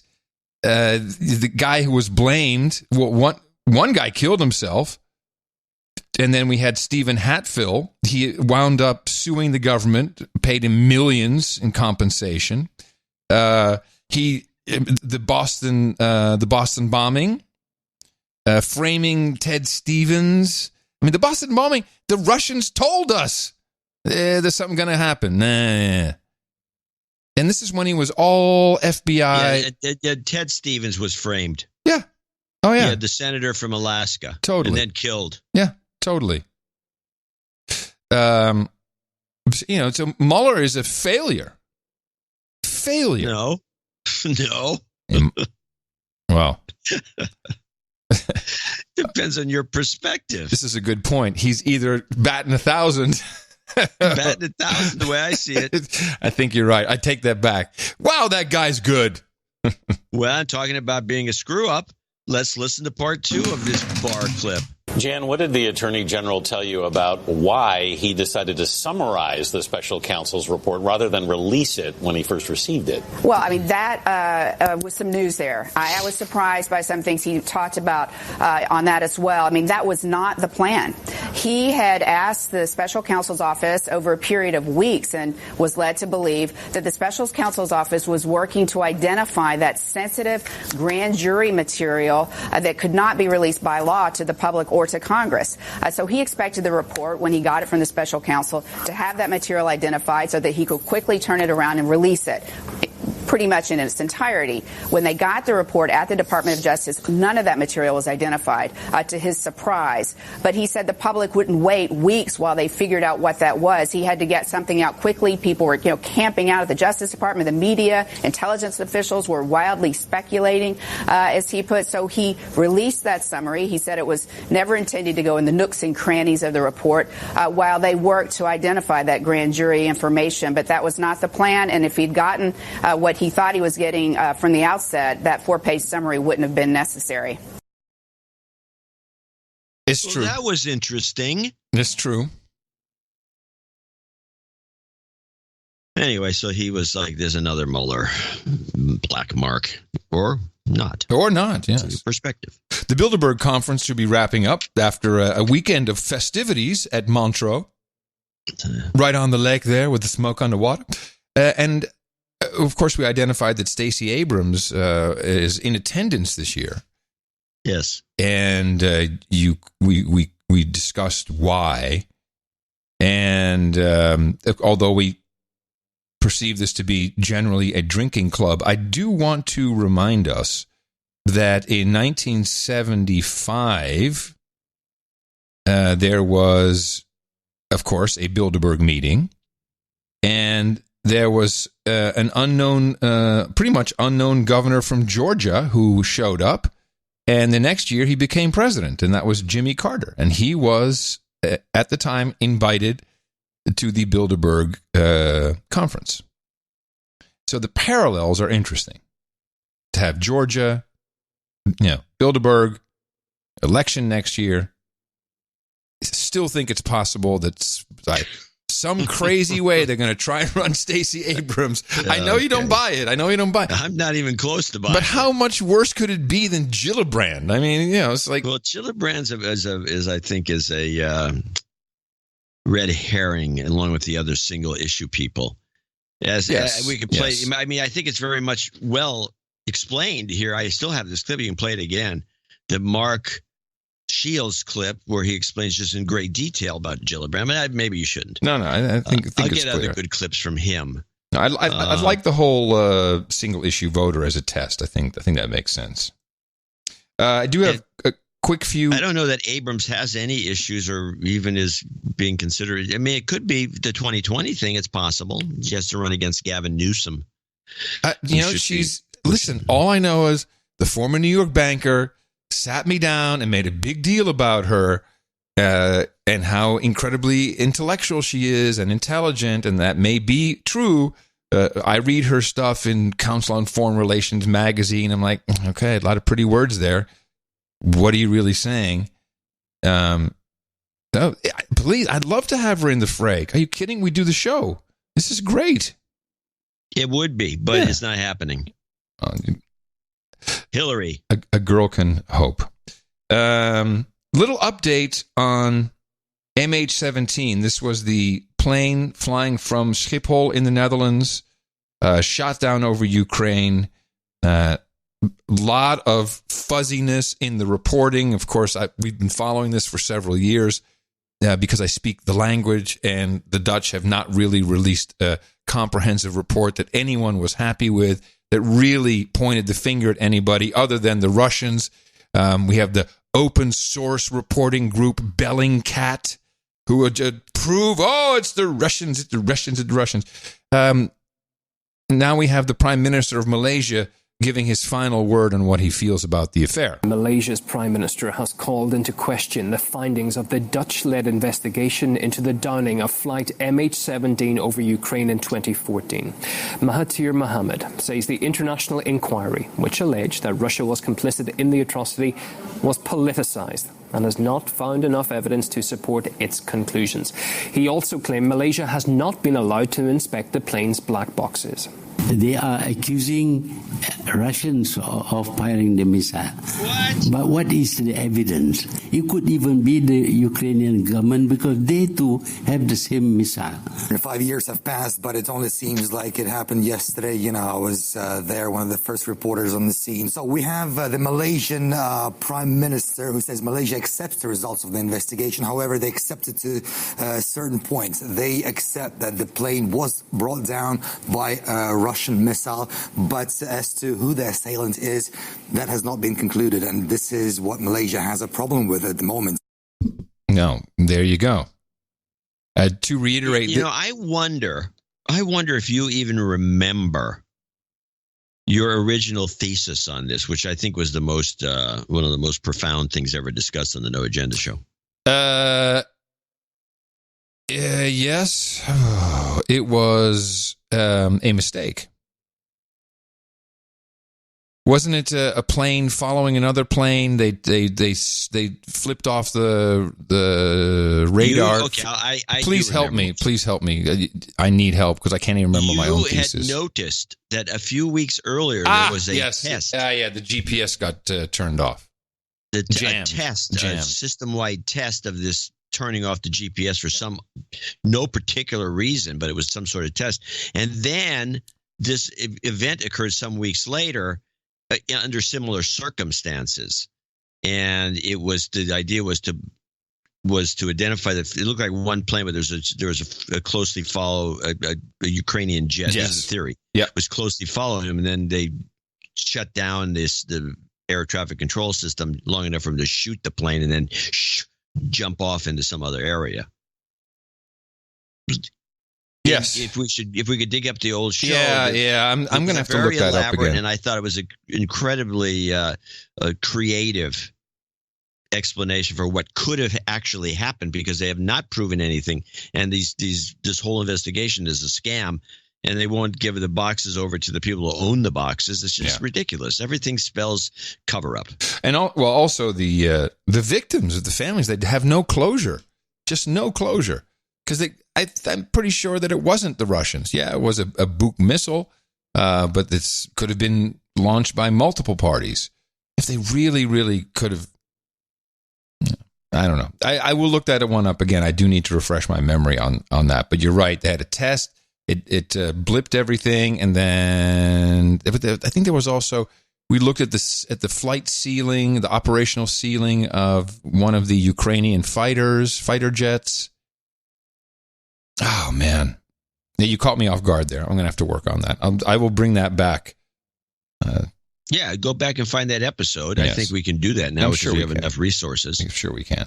To find things in these episodes. Well, one more thing regarding Russia. This is also a Russia Today clip. The new Call of Duty game is on its way, apparently. I wouldn't know. I'm not a gamer, but here's what you can expect. It's back in a big way. After years of falling sales and irrelevance, Call of Duty is going back to its roots. It'll be more shocking, more morally ambiguous than ever before, with Russians so evil you wouldn't believe.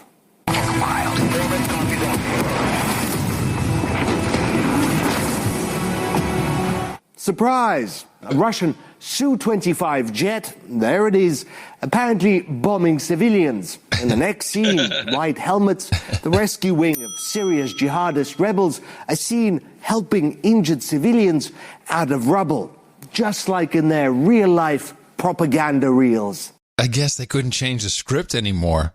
It takes a lot of work to change a video game. Like, hey, we'll have the white helmets, they'll be the good guys. Unless maybe we get to play the game and then we learn that they actually aren't. Now, that would be cool.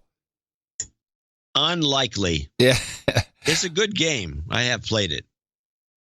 Definitely. Not the new one, though. Have you played the new one? If you like shooting, you're going to use fun. What? You haven't played the new one, though. Is that out yet? Is that No, I haven't played the new one. I've played the old one. Oh. 2 different versions of the old one. Yeah. But it's just fun. You get to shoot people all over the place. The Red Dead Redemption, whatever it is, 2, the one that's out now, is actually one of the best games I've seen. I played that for 4 minutes. I'm like, okay. You weren't shooting enough people. If I want to have fun, I'll go out and I'll punch an old lady in the face in real life. You know, why do that in the video game? In Austin, you won't get away with it. If I have one last clip we can play or not play, it's interesting, but it's also a message worth listening to for people that have bad habits.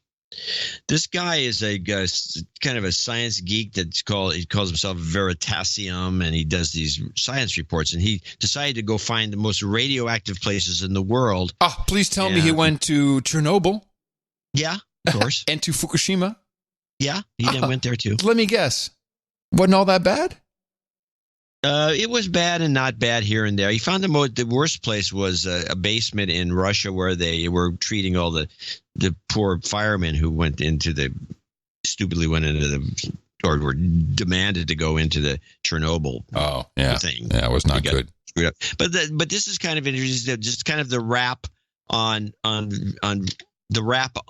how much radiation you can take it in a daily basis, and it's kind of interesting. That basement was the most radioactive place I visited, and it's one of the most radioactive places on Earth.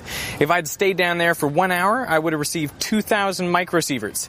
That's a year's worth of natural background radiation. Every yellow pixel here represents a banana. Now that might seem like a lot, but consider that in a CT scan, the patient receives about 7,000 microsieverts. That's 3 years worth of natural background radiation. It's been estimated that the people living around Fukushima will receive an additional 10,000 microsieverts over their lifetime due to the nuclear power disaster. For comparison, U.S. radiation workers are limited to a maximum of 50,000 microsieverts per year. But that's less than another occupation, astronaut. An astronaut on the space station for 6 months will receive about 80,000 microsieverts worth of radiation. But not even they are exposed to the highest levels of ionizing radiation. So can you guess who is? The answer is a smoker's lungs. A smoker's lungs, on average, receive 160,000 microsieverts worth of radiation every year. That's due to the radioactive polonium and radioactive lead in the tobacco that they're smoking. So not only are they exposed to carcinogens and toxins, they also receive very high levels of radiation. So it's not the people of Fukushima or Chernobyl or radiation workers or even astronauts who receive the highest doses of ionizing radiation. That honor goes to your ordinary, average smoker. Sucking in soot. Adam. Oh, sorry about that. Well, thanks, John. I'm thoroughly depressed now. I just thought it was a public service because we are now, at least I'm calling ourselves, the new public benefit podcast. Oh, yes. It requires a vow of poverty, but man, do we do good for the public. Yeah. No, they need to update that with some vaping statistics. I'm sure the battery doesn't do much for your radiation either. But that will have to wait until Thursday's show. This is it for our deconstruction for today's No Agenda, the best podcast in the universe. We return on Thursday. You can support us, and we encourage you to do so we can return on Thursday at Dvorak.org/NA. Coming to you from the frontier of Austin, Texas, the capital of the Drone Star State, FEMA Region Number 6 on all governmental maps. In the morning, everybody, my name's Adam Curry. And from northern Silicon Valley, where I'm now practicing public benefit podcasting. I'm John C. Dvorak. We return on Thursday right here on No Agenda. Stay tuned on the No Agenda stream for Grumpy Old Ben's episode number 10. Thanks to Jesse Coy Nelson and Tom Starkweather for our end of show mixes. Until Thursday, adios, mofos, and such. Donate to a No Agenda. They give us shows week after week. Donate to a No Agenda. It's a show that's really unique. Donate to a No Agenda. Listen to John and Adam speak. Donate to a No Agenda. Science is turning into a clique.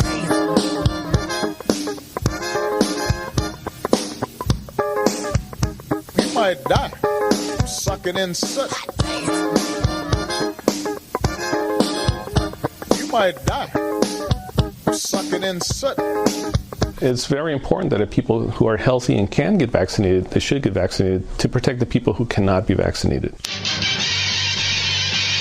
Measles. Vaccinate. Ain't it great? You really shouldn't hesitate. You did it once, then do it twice. A second time is just as nice. Look out. Here comes the needle man. Is it safe? Listen, dude. Don't ask questions or you're a kook. Can I sue if I'm hurt? Not according to the Supreme Court. Look out. Here comes the needle man. Dr. Sheree Morris strongly encourages expecting mothers to get the flu vaccine. The ongoing measles outbreak spreading concern from coast to coast. Vaccinate, it's really great. Are you currently up to date?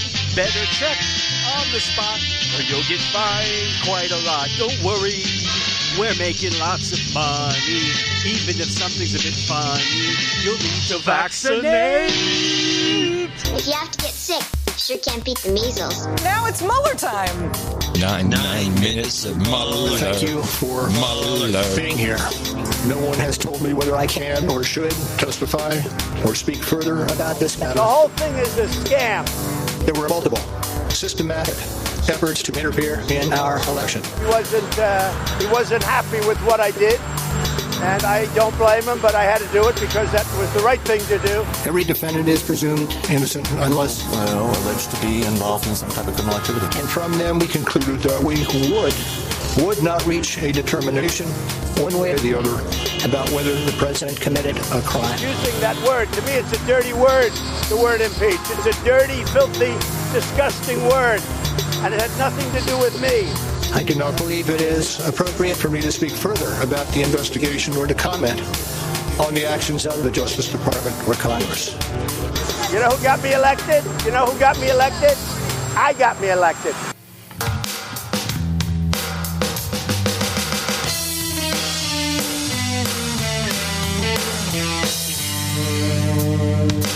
Everybody's talking about the sweaty pale monkey swinging from a tree and he's moving like a donkey. Places to go, got people to see, got deals to hustle, get the dough me. I ain't ever seen nothing like he done before. He's a moving violation, breaking in your back door. What you don't know, what you don't say, he got mouths to feed, he got bills to pay. Looking real hot and he's trying to settle product. Face bags up a bird, kinda like a robot. Face bag!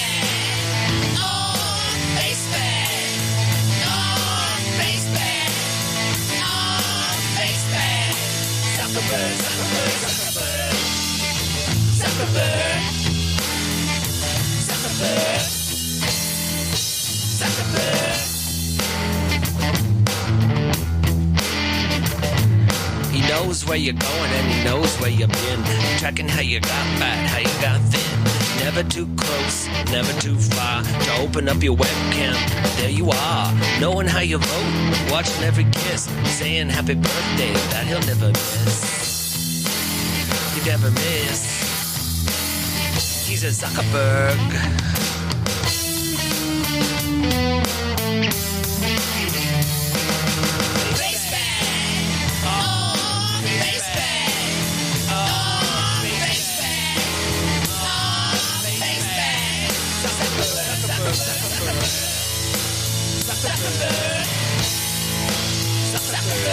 They started Facebook, I run it, and I'm responsible for what happens here. It's not enough to just connect people. We have to make sure that those connections are positive. It's not enough to just give people a voice. We need to make sure that people aren't using it to harm other people or to spread misinformation. And it's not enough to just give people control over their information. We need to make sure that the developers they share it with protect their information too. It will take some time to work through all the changes we need to make across the company, but I'm committed to getting this right.